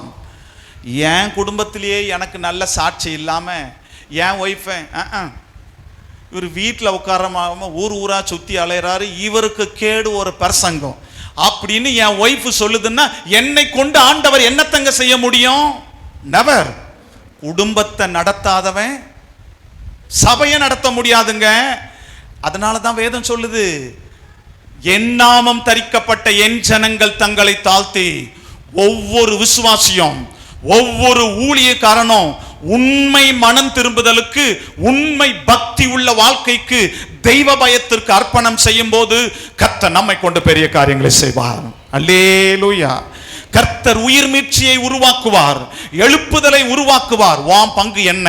வான் குடும்பத்துல, வான் சபையில வான் பங்கு என்ன? ஒரு மலைவாழ் பெண்ணு, ஒரு பழங்குடியின பெண்ணு கொண்டு வந்து எந்த தகுதியும் இல்லாதவளை கர்த்தர் இஸ்ரவேலின் உயிர் மீட்சிக்கு, எழுப்புதலுக்கு இவளை கொண்டு பெரிய காரியத்தை செய்ய காரணம் என்ன? ஒரு பெரிய இஸ்ரவேலின் ராஜாவே இவ சொல்லுக்கு பதில் வார்த்தை இல்லாம அடிபணிந்து சீர்படுத்தி கொண்டான். தேசத்துல சண்டை இல்ல, இவன் காலங்கள் வரைக்கும் எதிரிகள் இல்லாமல் சமாதானமாய் அமெரிக்கையாய் தேசம் போகிறது. அப்படி என்றால் ஒரு பெண்ணை கொண்டு இவ்வளவு பெரிய காரியங்களை செய்கிறார், தேசத்தை சீர்படுத்துகிறார், உயிர் மீட்சியடைய செய்கிறார், எழுப்புதலை கொண்டு வருகிறார். காரணம் என்ன? ஆண்டவர் எதிர்பார்த்த ஒரு தகுதி இந்த மலைவாழ் பெண், இந்த பழங்குடியின பெண்ணுக்குள்ளே இருந்தது. வேத சரித்திரம் சொல்கிறது, இவள் பெயருக்கு ஏற்றபடி வாழ்க்கை வாழ்ந்ததினால் கர்த்தர் இவளை கொண்டு வந்து பயன்படுத்துகிறார். ஒரு மலைவாழ் பெண்ணை தீர்க்கதரிசினியாய் பயன்படுத்துகிறார். காரணம் என்ன தெரியுமா? ஒரு அழகான வசனம் பைபிள்ல இருக்கு. 4ஆம் சங்கீதம் 3ஆம் வசனம். நான் தொடங்கணும்னா நீங்க முடிப்பீங்க. பக்தி உள்ளவனை, நான் சொன்னேன்ல, நமக்கெல்லாம் தொடங்கினா முடிச்சிருவோம்ல. எப்படி? பக்தி உள்ளவனை. ஏங்க, நீ வேசித்தனம் பண்றவனா இருக்கலாம், நீ விபச்சாரியா இருக்கலாம், நீ ஊரடிச்சு உலல போடுறவனா இருக்கலாம், நீ அநியாயக்காரனா இருக்கலாம். ஆண்டவர் என்னை காண்கிறார் என்ற சுத்திகரிப்போடு கூடிய பக்தி உனக்குள்ளே வந்துவிட்டால், உலகம் பார்க்கிற விதமாய் உன்னை பார்க்கிறவர் அல்ல, அவர் வித்தியாசமாய் பார்த்து உன்னை தன்னோடு கூட இணைத்துக் கொள்ளுகிறவர். அல்லேலூயா. எப்படிப்பட்ட பக்தி இவளுக்குள்ள இருந்துச்சுன்னு நான் சொல்லட்டுமா? நான் சொன்னனே, பேருக்கு ஏற்றபடி வாழ்க்கை வாழ்ந்தா அப்படின்னா, இந்த உல்தான்ற பேர்ல என்னமோ ஒரு பொக்கிஷம் இருக்கு. நான் இந்த பாட்டை எனக்கு ஆண்டவர் தியானம் பண்ணும்போது அப்படியே ஆண்டவர் நம்மளை வந்து கரும்பு ஜூஸ் மாதிரி புளிஞ்சு எடுத்துட்டார். இப்படியெல்லாம் இருக்கியா? நீ உட்கார்ந்து பாரு, கண்ணே பூத்து போற அளவுக்கு எல்லா ரகசியங்களையும் அப்படி காண்பிக்கும் போது நம்மளால இருப்பு கொள்ளலை. நம்ம சொல்றோம்ல, ஒரு புல்லரிப்புன்னு. அப்படிங்க பாருங்க எப்படி ஆண்டவர் அவ லைஃபை தெரிந்தெடுத்து பயன்படுத்தி இருக்கிறார். இந்த உல்தா என்ற இந்த பேருக்கு எபிரேயத்தினுடைய ஆங்கில மொழிபெயர்ப்பு என்னன்னா வீசல். உல்தால் என்றால் வீசல் என்பது பொருள். இந்த படிக்கிற சயின்ஸ் படிக்கிறவங்களுக்கு தெரியும், அதுவும் ஜுவாலஜி படிக்கிறவங்களுக்கு தெரியும். வீசல் என்பது எந்த குரூப் அப்படின்னு பார்த்தீங்கன்னா, கீரி பிள்ளை இனம். கீரி பிள்ளை தெரியுமா? சீக்கிரமா தலையாட்டுங்க. என்னமோ அமெரிக்காவிலேருந்து நேற்று தான் இறங்கின மாதிரி கீரி பிள்ளை தெரியுமா? ஏங்க, ஏதாவது ஒரு பக்கம் தலையாட்டு. கீரி பிள்ளை பாம்பு கூட சண்டை போடும்ல, கீரின்னு சொல்றோம்ல. வீசல் என்றால் கீரி இனம், கீரி பிள்ளை இனம். இப்போ கீரி பிள்ளைலாம் நம்ம சொல்றோங்க, ஆனா அந்த காலத்துல, இந்த பைபிள் உள்ள அந்த காலத்துல 3000 ஆண்டுகளுக்கு முன்னால இந்த கீரி பிள்ளை இனத்துல ஒரு மிருகம் தான் விசேஷித்த மிருகம். அதுக்கு பேர் எர்மீன். நீங்க யூடியூப்ல கூட வீட்டில் போய் சர்ச் பண்ணி பாருங்க, எர்மீன் அப்படின்னு அதனுடைய பேர். அந்த காலத்துல இஸ்ரவேலின் மலை காடுகள்ல வாழ்ந்த ஒரு முயல் போல ஒரு விலங்கு எர்மீன். இந்த எர்மீன் என்ன பண்ணுமா, பியூர் ஒயிட், பால் போல இருக்கும், கொஞ்சம் கூட கரை இல்லாம ஆண்டவர் அதை வெண்மையா உண்டாக்கி இருக்கிறார். இந்த எர்மீன் என்பது என்ன செய்யுமா, இந்த வீசல் இனத்துல விசேஷித்த மிருகம் எர்மீன், முயல் போல. இது ஆழமா குழி தோண்டி வாழும். இந்த எர்மீனை பிடிக்கிறதுக்கு அந்த வேட்டைக்காரங்க என்ன செய்வாங்களா, வேட்டை நாயோடு போவாங்க. எப்போ எர்மீன் வெளியே வரும்னா, குழிக்குள்ள போய் பதுங்கிக்கும். ராத்திரி 7 மணிக்கு மேல இருட்டுக்குள்ள வெளியில வந்து சாப்பாடு தேடி போகுமா. இப்போ வேட்டைக்காரங்க அது வலையை பார்த்து வச்சுட்டு, அந்த வலையில முதல்ல எர்மீன் வெளியே போயிட்ட பிறகு துர்நாற்றம் அடிக்கக்கூடிய சாக்கடை, அழுகி போன பொருட்களை அந்த வலையை சுற்றிலும் போட்டுருவாங்களாம். இப்போ போட்ட பிறகு வேட்டை நாயை அவுத்து விடுவாங்க. எங்க இருந்தாலும் எர்மீன் இருட்டுக்குள்ள தெரியும். ஏன்? வெள்ளையா இருக்கு. இந்த வேட்டை நாய் துரத்திக்கிட்டு ஓடும் பாருங்க, பிடிக்க முடியாது எர்மீனை. ஓடி வந்த எர்மீன் சுத்தி சுத்தி வந்து மூச்சை வாங்கிக்கிட்டு, என் வலைக்குள்ள போய் புகுந்துக்கிடுறேன் அப்படின்னு தான் வீட்டுக்குள்ள ஓடி வந்து புகுந்து கொள்ள வரும்போது, அசுத்தமான அழுகி போன துர்நாற்ற உடைய பொருள் அந்த வலையை சுத்தி போட்டு வச்சிருக்கமா. எர்மீன் ஸ்மெல் பிடிக்கிறது, அது கை தேர்ந்த கலை. அதுக்கு தூரத்துல வரும்போது இந்த துர்நாற்றம் அடிக்கிறத பார்த்த உடனே தான் வலைக்கு பக்கத்துல வந்து பார்த்தா, சுத்திலும் அழுகி போன நாற்றம் எடுக்கக்கூடிய அசுத்த பொருள்.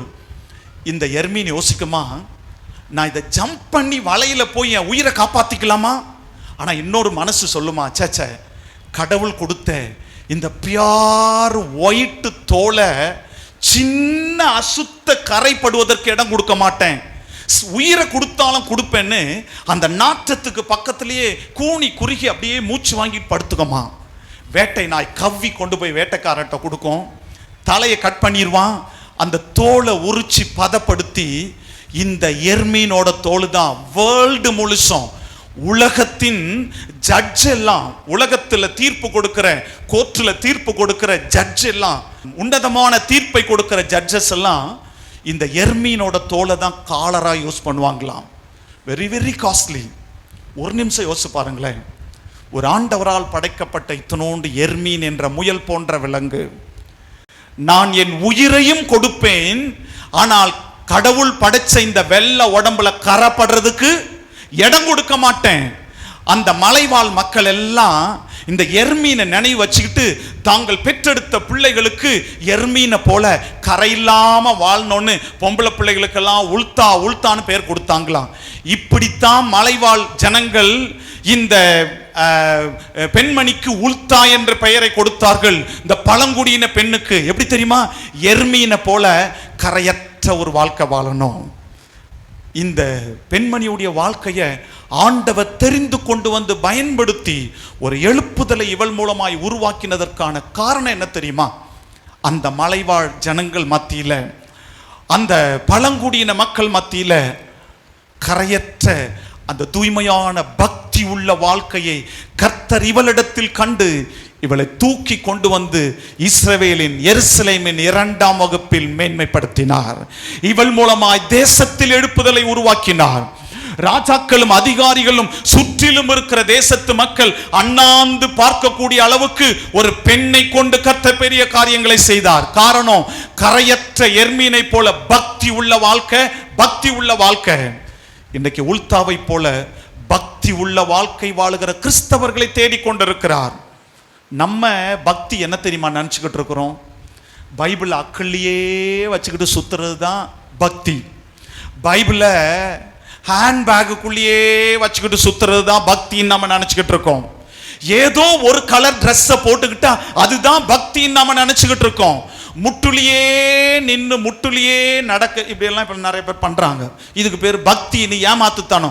முட்டுலியே நிற்கிறதுனால இது பக்தின்னு நினைக்கிறாங்க. நான் ஆண்டவருக்காக ஏழை எளியவர்களுக்கெல்லாம் உதவி செய்கிறேன், இதுக்கு பேர் பக்தின்றாங்க. பக்தி என்பது நீங்கள் நினைக்கிறபடி வெளி தோற்றத்தில் காண்பிக்கப்படுகிற ஒன்று அல்ல, அது இருதய ஆத்தும சம்பந்தமான ஒன்று. பக்தியை குறித்து வேதம் கொடுக்கிற அழகான ஒரு விளக்கம். யாக்கோபு நிருபம் 1ஆம் அதிகாரம் 27ஆம் வசனத்தை நீங்க வாசி பார்த்தீங்கன்னா பக்திக்கு அழகான ஒரு விளக்கத்தை வேதம் நமக்கு கட்டளையிடுகிறது. யாக்கோபு 1ஆம் அதிகாரம் 27ஆம் வசனம், திக்கற்ற பிள்ளைகளும் விதவைகளும் படுகிற உபத்திரவத்திலே அவர்களை விசாரிக்கிறதும் உலகத்தால் கரைபடாதபடிக்கு தன்னை காத்து கொள்ளுகிறதுமே பிதாவாகிய தேவனுக்கு முன்பாக மாசில்லாத சுத்தமான பக்தியாய் இருக்கிறது. இந்த லைனை நல்லா கவனிங்க, உங்க பைபிள் அண்டர்லைன் பண்ணி வைங்க, பெண்ணை வச்சு அண்டர்லைன் பண்ணி வைங்க. பக்திக்கு ஆண்டவர் கொடுக்கிற விளக்கம், உலகத்தால் கரைபடாதபடி தன்னை காத்து கொள்ளுகிறதுமே பிதாவாகிய தேவனுக்கு முன்பதாக மாசில்லாத தூய்மையான பக்தியா இருக்கிறது. இப்ப சொல்லுங்க, பக்தி என்பது என்ன? உலகத்தால் கரைபடாதபடி காத்துக்கொள்வது. பக்தி என்பது என்ன? உலகத்திற்கு ஒத்த வேஷம் போடாதபடி காத்துக்கொள்வது. பக்தி என்பது என்ன? உலகத்தோடு ஒத்து போகாமல் இருப்பது. பக்தி என்பது என்ன? எப்பொழுதும் ஆண்டவர் என்னை காண்கிறார் என்ற ஆத்தும உணர்வோடு வாழுகிறதற்கு பேர் தான் சார் பக்தி. இப்ப சொல்லுங்க, அந்த பக்தி நமக்குள்ள உண்டா? 30 வருஷம் கிறிஸ்தவங்க, 50 வருஷம் கிறிஸ்தவங்க, 20 வருஷம் கிறிஸ்தவங்க சொல்லிக் கொள்றோமே, நான் ஊழியக்காரன் கூட நான் சொல்றேங்க. ஆனா பக்தி என்பது என்ன? உலகத்தால் கரைபடாதபடி காத்துக்கொள்வது. பிதாவாகிய தேவனுக்கு முன்பதாக சுத்தமான மாசில்லாத பக்தி. இன்றைக்கு எத்தனை பேரால சொல்ல முடியும் நான் உலகத்தால கரைபடாதவன்? எங்க உலகத்தானுக்கு கோபம் வர்ற மாதிரி தான் கிறிஸ்தவனுக்கும் கோபம் வருது. நம்ம கோயிலெல்லாம் கோபம் வந்துட்டா பைபிள் பஞ்சா பிரிஞ்சிடும். பார்த்துருக்கீங்களா கோயில் சண்டையெல்லாம்? நான் ஒரு நாள் ஒரு சர்ச்சைக்கு எங்கெல்லாம் சொல்ல மாட்டேன், அது ஒரு பெரிய சர்ச்சு, ஒரு சிட்டியில் ஒரு சர்ச்சுக்கு போயிருக்கேன். நான் போய் அங்கே நின்ன உடனே அங்கே உள்ளுக்குள்ள சர்ச்சில் சத்தம் கேட்குது, வெளியில் ஒரு கூட்டம் ஆராதனை பண்ணிக்கிட்டு இருக்காங்க. எனக்கு என்னன்னு ஒன்றுமே புரியல. ஒருவேளை யூத் ரிட்ரீட் நடக்குதோ என்னமோன்னு சொல்லி அங்கே போனேன். என்ன கீழே இருந்து மேலே வரைக்கும் அங்கே பார்த்துட்டு அவங்க பாட்டுன்னு பாட்டு பாடிட்டு இருந்தாங்க. நின்று பார்த்தா யாரும் என்ன கூப்பிடுற மாதிரி இல்லை. திரும்பி இந்த பக்கம் வந்தால் உள்ளுக்குள்ளே இருந்து அங்கே அங்கியோட பாஸ்டர் ஓடி வந்தார். பிரதர் இங்கே வாங்க, அங்கே போகாதீங்க. எனக்கு தூக்கி வாரி போட்டு, என்னன்னா போன வாரத்துலேருந்து 2ஆக பிரிஞ்சு போயிருக்குது எங்கள் சர்ச்சு. ஒரு கூட்டம் இங்கே ஆராதிக்குது, ஒரு கூட்டம் இங்கே ஆராதிக்குது. ஏங்க நான் கேட்குறேன், இந்த சண்டைக்காரங்க நிறைஞ்ச இந்த விரோதிச்சு பகையோடு குரு பீசத்தை உருவாக்குறவங்க நிரம்பி ஆராதிக்கிற இடத்துல ஆண்டவர் வருவாரா? எத்தனை நாளுங்க உபவாசம் போடுவீங்க? எத்தனை நாள் உபவாசம் போடுவீங்க? உனக்குள்ள மாற்றம் இல்லாம இன்னும் உலகத்தான போல சண்டைக்காரனா உட்கார்ந்து இருக்கியே, எப்படி சார் எழுப்புதலை உருவாக்க முடியும்? நான் மறுபடியும் சொல்றேன், ஒவ்வொரு கிறிஸ்தவனும் தெய்வ பக்தியை பெற்றுக்கொண்டால் ஆட்டோமேட்டிக்கா இருக்கிற இடத்தை சர்ச்சை சுற்றிலும் இருக்கிற ஜனங்களின் மத்தியில கர்த்தர் எழுப்புதலை உருவாக்குவார். இதுதானே இன்னைக்கு குறைவு, இதுதானே இன்னைக்கு மைனஸ். நம்ம சர்ச்சில் நீங்க பாருங்களேன், இந்த கிறிஸ்மஸ் போதும் கேக்கெல்லாம் கொடுப்பாங்க காலையில். இந்த கேக்கை நம்ம அம்மா 2 வாங்கிக்கும். காலையில் சர்வீஸா போகும்போதே லவக்கு தின்னுட்டு சொல்லும், கேக்கு கொடுத்தானுங்களாம். கேக்கு போன வருஷம் நல்லா இருந்துச்சுல்ல, இது என்ன வாய் இல்லை, வாய் இல்லாமல் பண்ணிடுவார், ஜாக்கிரதை. எங்க கிறிஸ்தவத்தில் மாற்றம் இல்லைங்க. இன்னும் குறை பேசுகிற குணம், குற்றப்படுத்துகிற குணம், விரோதிக்கிற குணம். நீங்க பாருங்க, சர்ச்சில் 4 வாசல் வச்சிருவாங்க. இதுல இந்த வாசல் வழியா உட்காந்து கோயில் முடிஞ்ச உடனே பக்கத்துல திரும்பி பார்க்காம குடுன்னு பூந்து ஓடி போயிடும். ஏன் தெரியுமா? பக்கத்துல இருக்கிற அம்மாவுக்கும் இந்த அம்மாவுக்கும் 4 வாரமா சண்டை. இந்த சர்ச்சு விளங்குமா பாருங்க. எங்கெங்க ஆண்டவர் இருப்பாரு? ஆண்டவர் என்றைக்கோ வெளியேறி விட்டால் மனிதருடைய அதிகாரங்கள் இந்த இடத்தை ஆளுகை செய்து கொண்டிருக்கிறது. நான் சொல்றேன், ஒரு பாமர பெண்ணை, ஒரு மலைவாழ் பெண்ணை, ஒரு பழங்குடியின பெண்ணை, படிப்பு, அறிவு, அந்தஸ்து, மேன்மை, அழகு, எந்த பின்பலமும் இல்லாத ஒரு பெண்ணை அப்படி கொண்டு வந்து ராஜாக்களோட நிக்க வச்சு ராஜாக்களுக்கு மாற்றத்தை கொடுத்து எருசலேம் இஸ்ரவேலின் எழுப்புதலையும் உயிர் மீட்சையும் கொடுக்க காரணம் ஆண்டவர் எதிர்பார்த்த பக்தி இந்த பெண்மணிக்குள்ளே இருந்தது. ராஜாவுக்குள் இல்லாத, யூதர்களுக்குள், ஆசாரியர்களுக்குள் இல்லாத பக்தி இவளுக்குள் இருந்தது. கர்த்தர் இவளை கொண்டு பெரிய காரியத்தை செய்தார். பக்தி என்பது என்ன? கரைபடாதபடி எர்மீனை போல தன்னை காத்துக்கொள்வது. யூதாவின் புஸ்தகத்தில் அழகா சொல்றாருல, அந்த கடைசி அதிகாரம், வெளிப்படுத்தலுக்கு முன்னால யூதா வரும்ல, யூதாவின் புஸ்தகம் அந்த முதல் அதிகாரத்தில் 23ஆம் வசனத்தில் சொல்லப்படும் பாருங்களேன், நீங்கள் கரைபடிந்த மாம்சத்தால் கரைபடிந்த வஸ்திரத்தை உங்களில் இருந்து கலட்டி போடுங்கள். பேதுரு அழகா சொல்வாருங்க, 2 பேதுரு 3ஆம் அதிகாரம் 14ஆம் வசனத்துல, நீங்கள் கரையற்றவர்களும் பிழை இல்லாதவர்களுமாய் தேவ சன்னிதானத்தில் நிற்கும்படி ஜாக்கிரதையாயிருங்க. சகோதரி ஜாக்கிரதையாயிரு, சகோதரா ஜாக்கிரதையாயிரு. கரையற்ற ஒரு வாழ்க்கை, அதுக்கு பேரு தான் தெய்வ பக்தி. அதுக்கு பேரு தான் தெய்வ பக்தி. இன்னைக்கு தெய்வ பக்தி உண்டா? உலகத்தான்லாம் பக்தியை வேற வேற விதமா காமிக்கிறான். அப்படியே கீழே உளுந்து உடலை கிழிச்சுக்கிட்டு எப்படியோ காமிக்கிறாங்க, உடலை வருத்தி கொண்டு. ஆனால் அதற்கு நம்முடைய வேதம் அப்படிப்பட்ட காரியத்திற்கு இடம் கொடுக்கல. ஆனா பைபிள், ஆண்டவர் எதிர்பார்க்கிற பக்தி உலகத்தால் கரைபடாதபடி காத்துக்கொள்வது. உன் வாய் வார்த்தையில சுத்தம், உன் பார்வையில சுத்தம், உன் யோசனையில சுத்தம், உன் செய்கையில சுத்தம், உன்னுடைய அணுகுமுறையில சுத்தம், உன்னுடைய ஒவ்வொரு செயல்களிலும் சுத்தம். பரிசுத்தம் பரிசுத்தம் பரிசுத்தம். இதற்கு பேர் தான் கரையற்ற தூய்மையான பக்தி. நீங்க இருக்கிற இடங்களில அந்த தூய்மையான பக்தி உண்டா? ஒரு பெண்ணை கொண்டு உயிர் மீட்சி அடைய செய்கிறார். அதனால தான் நீதிமொழிகளில் ஒரு வசனம் இருக்கு, புத்தி உள்ள ஸ்திரீ புத்தி இல்லாதவளோ. ஏன் ஸ்திரீ கையில வீட்டை கட்ட கொடுத்தாருன்னா, ஒருவேளை ஆண்கள் ஸ்திரன் கையில கொடுத்தா 2 வீடு 3 வீடு கட்டுவாங்களோ அப்படின்னு பயந்து ஸ்திரீ கையில கொடுத்துட்டாரோ? இல்லை, இது உண்மைதாங்க. நான் ஒரு ரகசியம் சொல்லவா?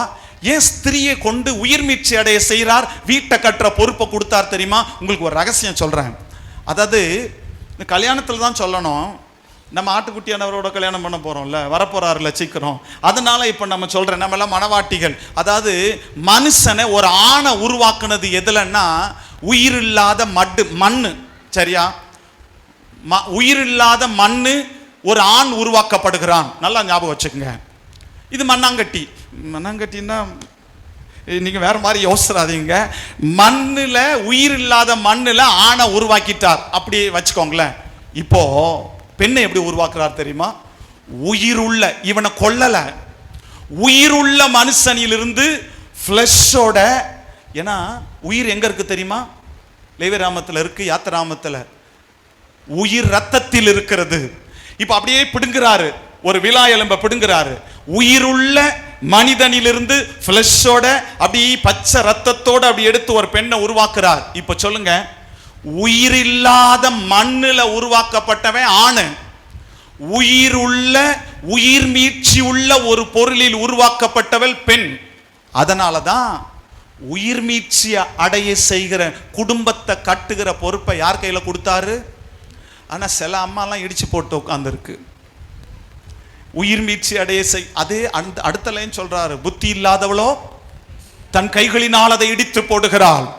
இல்ல, ஒரு பெண் உல்தாவை கொண்டு தேசத்தை உயிர் மீட்சி அடைய செய்து விட்டார், எழுப்புதலை உருவாக்கி விட்டார். காரணம் அந்த பக்தி உள்ள வாழ்க்கை. இன்னைக்கு எத்தனை பேரால சொல்ல முடியும்? என் குடும்பத்தை உயிர் மீட்சி அடைய செய்ய, என் சபையை உயிர் மீட்சி அடைய செய்ய, என் தெருவை, என் தேசத்தை, எங்க தமிழ்நாட்டை, சென்னையை உயிர் மீட்சி அடைய செய்ய, அதற்கு ஏற்ற வாழ்க்கையாய் என் வாழ்க்கையில அந்த உண்மையான தெய்வ பக்தியை நான் பெற்றுக்கொள்றேன், அந்த கரையற்ற வாழ்க்கையை நான் பெற்றுக்கொள்றேன்ற அந்த அர்ப்பணம் வரும்போது நம்மை கொண்டு பெரிய காரியங்களை கர்த்தர் செய்வார். ஒரே ஒரு காரியத்தை நான் சொல்லி முடிக்கிறேன். நீங்க எஸ்தரின் புஸ்தகத்துல நீங்க வாசித்து பார்த்தீங்கன்னா, எஸ்தரின் புஸ்தகம் இந்த 5ஆம் அதிகாரத்துல 10ஆம் வசனத்தை நீங்க வாசித்து பார்த்தீங்கன்னா, ஆமான்னு ஒருத்தர் இருந்தான். யூத ஜனங்கள் எல்லாம் கொலை செய்யப்படுவதற்கு காரணமானவன் ஆமான். இந்த ஆமான் இவ்வளவு பெரிய பாவத்தை, இவ்வளவு பெரிய துன்மார்க்க காரியத்தை செஞ்சதுக்கு காரணம் யாருன்னா, காரணம் யாரா இருக்கணும்னு நீங்க நினைக்கிறீங்க? எஸ், எல்லாம் அம்மாமார் சொன்னீங்க. Praise the Lord. கர்த்தர் உங்களை ஆசீர்வதிக்கட்டும். அவன் ஒய்ஃபு, இவ பேரு சீரேஷ்.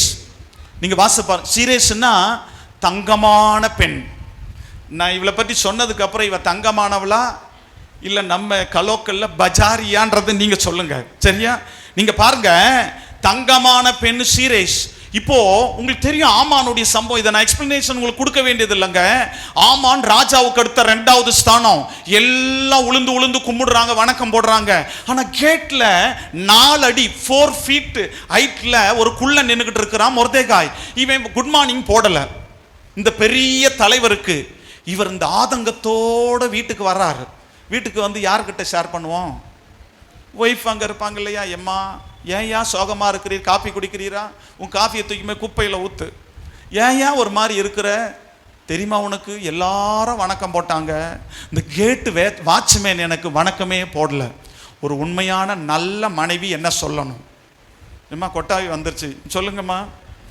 ஒரு நல்ல மனைவி என்ன சொல்லணுமா? அவங்க இப்ப திடீர்னு கேட்டதுனால அவங்களால சொல்ல முடியல. சரி நீங்க சொல்லுங்க, ஒரு நல்ல மனைவி இப்படி ஒரு ஆன்சர் வரும்போது நீங்க என்ன சொல்லுவீங்க? இப்ப பார்க்கல நீங்க நல்ல மனைவியா இல்லையா? அல்லேலூயா, நீங்க எல்லாம் நல்லவங்க. Praise the Lord. கர்த்தர் உங்களை கொண்டு கட்டி எழுப்புவார். என்ன சொல்லணும்?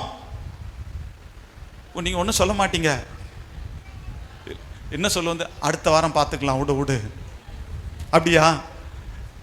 அடுத்து இல்லை என்ன சொல்லுவோம்? நான் ஒன்று சொல்லட்டுமா? ஒரு நல்ல மனைவி என்ன சொல்லணும்? அடா போய, ஒரு கேட்டு வாட்ச்மேன் குட் மார்னிங் போடலன்னு கொதிச்சு வந்திருக்கிற. எவ்வளோ பெரிய ஆளு நீ! ராஜாவே உன்னை பக்கத்தில் வச்சு விருந்து கொண்டாட்டத்தில் உன்னை மட்டும்தான் கூப்பிட்டுருக்கிறாரு. இவ்வளோ பெரிய கிரேடு வந்திருக்கு, வாட்ச்மேனு குட் மார்னிங் போடலையா? விட்டு தொலையா? இப்படி தானே சொல்லணும். ஆனால் தங்கமான பெண்ணுன்ற சீரேஸ் என்ன பண்ணிட்டா தெரியுமா? அவன் யாரு? 4 அடி உயரத்தில் ஒரு குள்ள கத்திரிக்காய் நிற்கிறான் மொர்தெகாய். 4 அடி உயரமா? நான் சொல்றத அப்படியே செய்யின்னு சொல்லிட்டு சொல்றா. 75 அடி உயரத்துல. எவ்வளோ? எத்தனை மடங்கு அதிகம்ன்றதை யோசிச்சு பாருங்க. 75 feetல ஒரு தூக்கு மரத்தை நிறுத்தி மலை போல இந்த 4 அடிக்குள்ளன எல்லாரும் பார்க்கும்படி தூக்குல போட்டு கொள்ளுங்க. அவன் நாளைக்குள்ள செத்தே போனோம். அவனை சார்ந்தவங்க எல்லாம் சர்வநாசம் பண்ணுங்க. இப்ப சொல்லுங்க, இவ தங்கமானவளா? பெண் தீவிரவாதி இல்ல? எப்படி பாருங்க நடந்தது என்ன தெரியுமா? இவ ஒரு பொறுமையை உருவாக்க வேண்டிய, குடும்பத்தை கட்ட வேண்டிய, உயிர் மீட்சியை உருவாக்க வேண்டிய உன்னத பெண்மணியா இருக்க வேண்டிய சீரேசு குடும்பத்தை, தலைமுறையை சர்வநாசம் பண்ணிவிட்டாள். இவ கோபம், இவ எரிச்சல், இவ துணிகரம், இவ அகங்காரம், அந்த ஈகோ, பிரிஸ்டேஜ் எல்லாம் ஒட்டுமொத்தமா துணிகரமான காரியத்தை செய்ய சொன்னா. நடந்தது என்ன உங்களுக்கு தெரியும்? இதுல மொர்தெகாய் தூக்குல போடப்படல, ஆமான் தூக்குல தொங்கினான். இவன் பெற்றெடுத்த 10 பிள்ளைகள் கொலை செய்யப்பட்டார்கள். இந்த சீரேஸ் ஆமானுடைய குடும்பம் இல்லாமல் நாசம் பண்ணப்பட்டது, தலைமுறை இல்லாமல் அழிந்தது. காரணம் யாரு? ஒரு பெண்ணு. யாரு? சீரேஸ். குடும்பம் சபிக்கப்பட்டு சின்ன பின்னமாய் சீர்குலைந்தது சீரேஸ் என்ற பெண்மணியால். ஆனால் ஒரு குடும்பம் மேன்மையாக்கப்பட்டு உயர்த்தப்பட்டு, ஒரு தேசம் சீராக்கப்பட்டு எழுப்புதல் அடைந்து உயிர் மீட்சி அடைந்தது ஒரு பெண்ணால், உல்தாள் என்ற தீர்க்கதரிசியால். காரணம், அங்க தெய்வ பக்தி, பரிசுத்தத்தோடு கரையற்ற ஒரு வாழ்க்கை. ஆனா இங்கேயோ கோபம், எரிச்சல், அகங்காரம், துணிகரம், எல்லாவற்றுக்கும் மேல கர்த்தருக்கு பயப்படுதல் இல்லை. இன்னைக்கு நம்ம எந்த இடத்துல இருக்கிறோம்? கர்த்தர் நம்மை கொண்டு பெரிய காரியங்களை செய்ய, மோசையோடு இருந்தது போல உங்களோடு இருப்பேன் என்று சொல்லி வாக்கு கொடுத்த கர்த்தர் நம்மோடு இருந்து எல்லோர் கண்களுக்கு முன்பதாய் கர்த்தர் நம்மை மேன்மைப்படுத்த, நாம் ஒரு உல்தா தீர்க்கதரிசியின் ஸ்தானத்தில் இருக்கிறோமா, இல்ல சீரேஸ் என்ற பெண்மணியின் ஸ்தானத்தில் இருக்கிறோமா? நம்ம குடும்பம் உல்தா குடும்பமா இல்ல சீரேஸ் குடும்பமா? நீ யாரு? உல்தாவை போல இருக்கியா இல்ல சீரேஸை போல இருக்கியா? ஆண்டவரே, எழுப்புதலுக்கும் உயிர் மீட்சிக்கும் ஆசீர்வாதத்திற்கும் நான் தடையா இருக்கிறேனா? அர்ப்பணம் செய்கிறேன். கண்களை மூடி தலைகளை தாழ்த்துவோமா? ஆண்டவருடைய கரத்துல நம்ம இருக்கிறபடியே அர்ப்பணம் செய்வோம். ஒருவேளை ஆண்டவருக்கு முன்னால் நாம் எதையும் மறைக்க வேண்டாம். ஆண்டவருக்கு முன்னால் சர்வ சாஷ்டாங்கமாய் நம்மை அர்ப்பணம் செய்வோம். வேதம் சொல்கிறது, அவருக்கு முன்பதாக எல்லாம் வெளியரங்கமாகவும் நிர்வாணமாகவும் இருக்கிறது. சகோதரி, நீ யாருன்னு ஆண்டவருக்கு தெரியும். நீ கருவுல உருவாகுவதற்கு முன்னமே உன்னை அறிந்த கர்த்தர் சொல்லுகிறார்.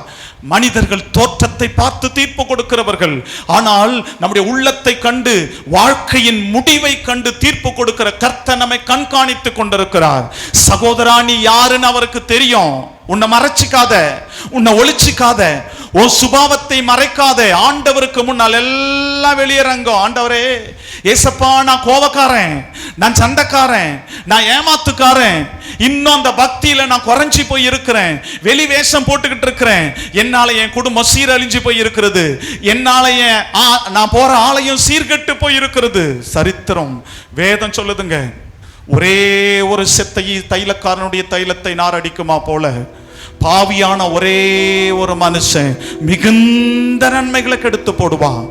நீ ஆசீர்வாதத்தை சேர்த்து வைக்கிற ஒரு உல்தாவா, இல்ல ஆசீர்வாதத்தை நாசம் பண்ணி அழிச்சு போடுற ஒரு சீரேஷா? எழுப்புதலையும் உயிர் மீட்சையும் உருவாக்குகிற ஒரு உல்தாவா, இல்ல சகலமும் ஒன்றும் இல்லாமல் அழிந்து போகிற ஒரு சீரேஷா? நீ எந்த இடத்துல இருக்கிற? ஏசப்பா, நான் தகுதி இல்லாதவன். யோசியா ராஜாவை போல ஆண்டவருக்கு முன்னால, ஆண்டவரை, இதான் என்னுடைய ஒரிஜினாலிட்டி, இந்த கெட்ட பார்வை என்னை விட்டு போல ஆண்டவரை, நீர் என்னை கண்டு கொண்டு இருக்கிறே, இந்த சின்ன சின்ன இந்த மிஸ் அண்டர்ஸ்டாண்டிங் என்னை விட்டு போல, இந்த தவறான இச்சை என்னை விட்டு போல, இன்னும் நீர் வாழுகிற உம்முடைய ஆலயமாகிய சரீரம் கரைபட்டு கிடக்குது. இன்னைக்கு சிலுவையின் அடிவாரத்தில் நான் அர்ப்பணம் செய்கிறேன்.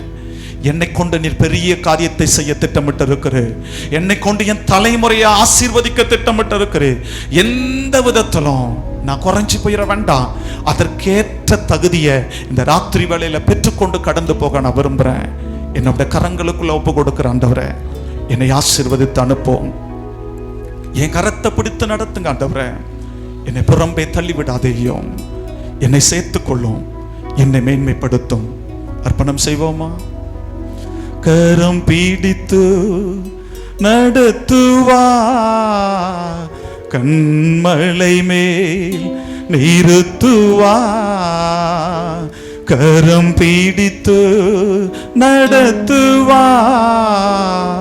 கண்மலை மேல் நிறுத்துவார்.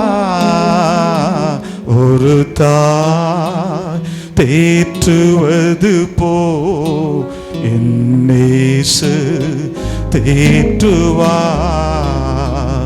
ஒரு தாய் தேற்றுவது போ என்னேசு தேற்றுவார். மார்போடு அணைப்பாரே, மனக்கவலை தீர்ப்பாரே. மார்போடு அணைப்பாரே, மனக்கவலை தீர்ப்பாரே. ஒரு தாய் தேற்றுவது போ என்னேசு தேற்றுவார். ஒரு தாய் தேற்றுவது போ என்னேசு தேற்றுவார். நல்ல ஆண்டவரே, இந்த ராத்திரி வேளைக்காய் நன்றியோடு நாங்கள் உம்மை துதிக்கிறோம், ஸ்தோத்தரிக்கிறோம் ஐயா. நீர் இல்லாத இடம் வெறுமையாய் கடந்து போகும் ஐயா. நாங்கள் ஆராதித்துக் கொண்டிருக்கிற இந்த ஆலய வளாகத்தில் பரிசுத்த ஆவியானவருடைய வஸ்திர தொங்கல் எங்கள் அனைவரையும் மறைத்து கொண்டதற்காக நாங்கள் நன்றி செலுத்துகிறோம் ஐயா. உடைய சக்கினா மகிமை எங்களை மறைத்ததற்காக நாங்கள் நன்றி செலுத்துகிறோம். வேதத்தின் ஆழங்களை பார்க்கும்படி எங்கள் அத்துணை நபர்களுடைய மனக்கண்களையும் திறந்ததற்காக நாங்கள் நன்றி செலுத்துகிறோம் ஐயா. வேத வார்த்தைகள் இப்படி இருக்கிறதா என்று சொல்லி சத்தியத்திற்கு முதலிடம் கொடுத்து பெரோயா சபையார் அந்த ஆண்டவரே தெசலோனிக்கே சபையை விட நற்குணசாலிகளாய் மாறினது போல கர்த்தருடைய பாதபடியில் அமர்ந்து தேவ வார்த்தைக்கு தன்னுடைய வாழ்க்கையில் முதலிடம் கொடுத்த மரியாள் தன்னை விட்டு எடுபடாத நல்ல பங்கை தெரிந்து கொண்டது போல உம்முடைய சமூகத்தில் அமர்ந்து தேவ வார்த்தைக்கு தன்னை அர்ப்பணம் செய்த கர்த்தருடைய வார்த்தை தன்னை புடமிட கர்த்தருடைய வார்த்தை தன்னுடைய உள்ளத்தின் ஆழத்தை தொடுவதற்கு இடம் கொடுத்த அத்துணை நபர்களை இந்த கரத்திலே கொடுக்கிறோம். என் ஆண்டவருடைய வலதுகரம் ஒவ்வொருவரையும் ஆசீர்வதித்து அனுப்பட்டும் ஆண்டவரே, ஒவ்வொருவரையும் ஆசீர்வதித்து அனுப்பட்டும். நீர் எங்களுக்கு கொடுத்த வாக்கு ஒவ்வொருவருடைய தனிப்பட்ட வாழ்க்கைக்கும் குடும்பத்திற்கும் நிறைவாய் கடந்து போயவர்களை ஆசீர்வதிக்கட்டும் ஐயா. நான் மோசையோடு இருந்தது போல உன்னோடும் கூட இருப்பேன். சுற்றிலும் இருக்கிறவர்கள் எல்லாரும் அறியும்படி அவர்கள் கண்களுக்கு முன்பதாய் நான் உன்னை மேன்மைப்படுத்துவேன் என்றவர். ஒரு உல்தா தீர்க்கதரிசியை, ஒரு பழங்குடியின பெண், காடுகளுக்கு நடுவாய் வாழ்ந்த, மலைகளுக்கு நடுவாய் வாழ்ந்த ஒரு பெண்ணை அவளுடைய பக்தியின் நிமித்தம், தெய்வ பயத்தின் நிமித்தம், கரையற்ற பரிசுத்த வாழ்க்கை நிமித்தம் கொண்டு வந்து இஸ்ரவேலின் 2ஆம் வகுப்பில் வைத்து ஆசீர்வதித்து மேன்மைப்படுத்தின அதே ஆண்டவருடைய வலதுகரம் வந்திருக்கிற அத்துணை நபர்களையும் மேன்மைப்படுத்தட்டும் ஆண்டவரே. எவைகள் எல்லாம் யோசித்துக் கொண்டு வந்திருக்கிறார்களோ இயேசுவின் நாமத்தில் அவைகள் எல்லாவற்றையும் நிறைவாய் தந்தருளுவீராக. கண்ணீரை எல்லாம் துடைத்து அனுப்புவீராக. வெளிப்படுத்தின விசேஷம் 21ஆம் அதிகாரம் 4ஆம் வசனம் சொல்கிறது, தேவன் உன் கண்களில் இருந்து வடிகிற கண்ணீரை துடைப்பார். இனி அலறுதல் இல்ல, இனி துன்பம் இல்ல, துக்கம் இல்ல, மரணம் இல்ல, முந்தினவைகள் எல்லாம் ஒழிந்து போயின. ஏசாயா 53ஆம் அதிகாரம் 18-19 வாக்கு கொடுத்திருக்கிறீரே. முந்தினவைகளை நினைத்துக் கொண்டிராதே, பூர்வமானவைகளை சிந்தித்துக் கொண்டிராதே. புதிய காரியத்தை உனக்காக செய்ய போகிறேன். அது எப்பொழுதோ அல்ல, இப்பொழுதே அது உனக்காக தோன்றும். வனாந்தரத்தில் வழி, அவாந்தர வெளியிலே ஆறுகளை உருவாக்குவேன் என்று கட்டளை கொடுத்த கர்த்தர் ஒவ்வொருவருடைய வாழ்க்கையில பெரிய காரியங்களை செய்வீராக. இல்லாதவைகள் இயேசுவின் நாமத்தில் இருக்கிறவைகளாய் மாறட்டும் ஆண்டவரே. தூரம் கடந்து போனவைகள் சமீபமாய் கடந்து வரட்டும். தோல்விகள் எல்லாம் ஜெயமாய் மாறட்டும். ஜெய கிறிஸ்து முன்னால் போகிறீர், ஜெயமாய் ஒவ்வொருவரையும் நடத்துவீரையா. என்னென்ன ஏக்கங்களோடு என்னென்ன தேவைகளோடு வந்தார்களோ அத்தனை ஏக்கங்களும் சரியாக்கப்படட்டும், அத்தனை தேவைகளும் சந்திக்கப்படட்டும் ஆண்டவரே. எங்கெல்லாம் நாங்கள் நஷ்டப்பட்டு, எங்கெல்லாம் தோல்வி அடைந்து கூனி குறுகி கண்ணீரோடு நின்றோமோ அதே இடத்தில் எங்களை மேன்மைப்படுத்துகிறவர். 2 நாளாகமம் 20ஆம் அதிகாரம் 17ஆம் வசனத்தில் நீர் ஆண்டவரை யோசபாத்துக்கு கொடுத்த அந்த கட்டளையை எங்களுக்கு கொடுக்கிறீரே. நீ பயப்படாமலும் கலங்காமலும் புறப்பட்டு போய் காரியத்தை செய். நீ நின்று கொண்டு கர்த்தர் உனக்காய் செய்யும் ரட்சிப்பை பார். கர்த்தர் உன்னோடு கூட இருக்கிறார். பெராக்காவின் வெற்றியை உனக்கு தந்தருள்வார். இயேசுவின் நாமத்தினால பெராக்காவின் வெற்றி, சத்துருக்களின் மேலே களி கூற செய்கிற மேன்மை எங்கள் அத்துணை நபர்களுடைய குடும்பங்களையும் நிறைவாக்கட்டும் ஆண்டவரே. எல்லா தரித்திரங்கள் மாறட்டும், கடன்கள் மாறட்டும், துன்பங்கள் மாறட்டும், தொல்லைகள் மாறட்டும், பிரச்சனைகள் மாறட்டும் ஆண்டவரே. நீங்கள் மேகத்தையும் பார்க்க மாட்டீர்கள், மழையையும் காண மாட்டீர்கள், ஆனால் தண்ணீரோ வாய்க்கால்களை நிரப்போம். எந்த சோசம் இல்ல, எந்த வழிவாசலும் இல்ல. ஆனால் கர்த்தர் ஒரு அதிசயத்தை எங்கள் மக்களுக்காய் செய்வீர் ஐயா, ஒரு அதிசயத்தை செய்வீர். அது எப்பொழுது அல்ல, இப்பொழுதே கடந்து வந்து அவர்கள் அனுபவிக்கக்கூடிய நிறைவை கர்த்தர் தந்தருளுவீராக. கிருபைக்கும் பராமரிப்புக்கும் நாங்கள் விட்டு கொடுக்கிறோம். எங்களை பின்பற்றி வருகிற சகல சாபங்களும் மாறட்டும், தரித்திரங்கள் மாறட்டும், எல்லா விதமான சத்ருவின் கிரியைகள், எல்லா ஆண்டவரே அந்தகார கட்டுகள், எல்லா மனுஷன் மூலமாய் வருகிற எல்லா கண்ணிகள் இயேசுவின் நாமத்தில் சுட்டெரிக்கப்படட்டும். விரோதமாய் உருவாக்கப்படுகிற எந்த ஆயுதமும் வாய்க்காதே போகும். ஒரு வழியாய் வருகிறவன் 7 வழியாய் பிரிந்து ஓடிப்போவான் என்ற வாக்குத்தத்தம் எங்கள் மக்களுக்கு நிறைவாக்கப்படட்டும் ஐயா. சுகமாய் தங்கள் இருப்பிடங்களுக்கு கடந்து போய் நன்மையை பெற்று அனுபவிக்கட்டும். விரும்புகிற அத்துணை நன்மைகளையும் தந்தருளுவீராக. வியாதிகளின் வேர்களை பிடுங்கி எறிவீராக. ஆண்டவரே, உம்முடைய வசனம் சொல்கிறது, எசேக்கியேல் 28:24 ஓ இஸ்ரவேலே, தைக்கிற முள்ளும் நோவு உண்டாக்குகிற நெரிஞ்சலும் உனக்கு இராது என்று சேனைகளின் கர்த்தர் சொல்லுகிறார் என்றபடி உம்முடைய தழும்புகளினால் பலவீனப்பட்ட ஒவ்வொரு பகுதியிலும் இரத்தத்தை ஊற்றி புதிய பலனை கொடுத்து அனுப்புவீராக. இயேசுவின் இரத்தம் ஜெயமாய், சுகமாய், வெற்றியாய், விடுதலையாய் எங்கள் மக்களை நிரப்பட்டும். இந்த கூடுகையை என்ன நோக்கத்தோடு ஒவ்வொரு மாதமும் நடத்துகிறார்களோ அந்த உயிர் மீட்சிய தேசத்துல, எங்கள் தெருக்களில, எங்கள் குடும்பங்களில, கிறிஸ்தவ சமுதாயத்தில் எழும்பட்டும் ஐயா. உள்தாளின் மூலமாய் உருவாக்கப்பட்ட எழுப்புதல், உள்தாளின் மூலமாய் உருவாக்கப்பட்ட உயிர் மீட்சி நாங்கள் இருக்கிற இடங்களில் கடந்து வரட்டும். என் ஆண்டவருடைய ஆளுகை பெரிய காரியங்களை செய்யட்டும். எங்களுடைய கரங்களுக்குள்ளே தாழ்த்தி அர்ப்பணம் செய்கிறோம்.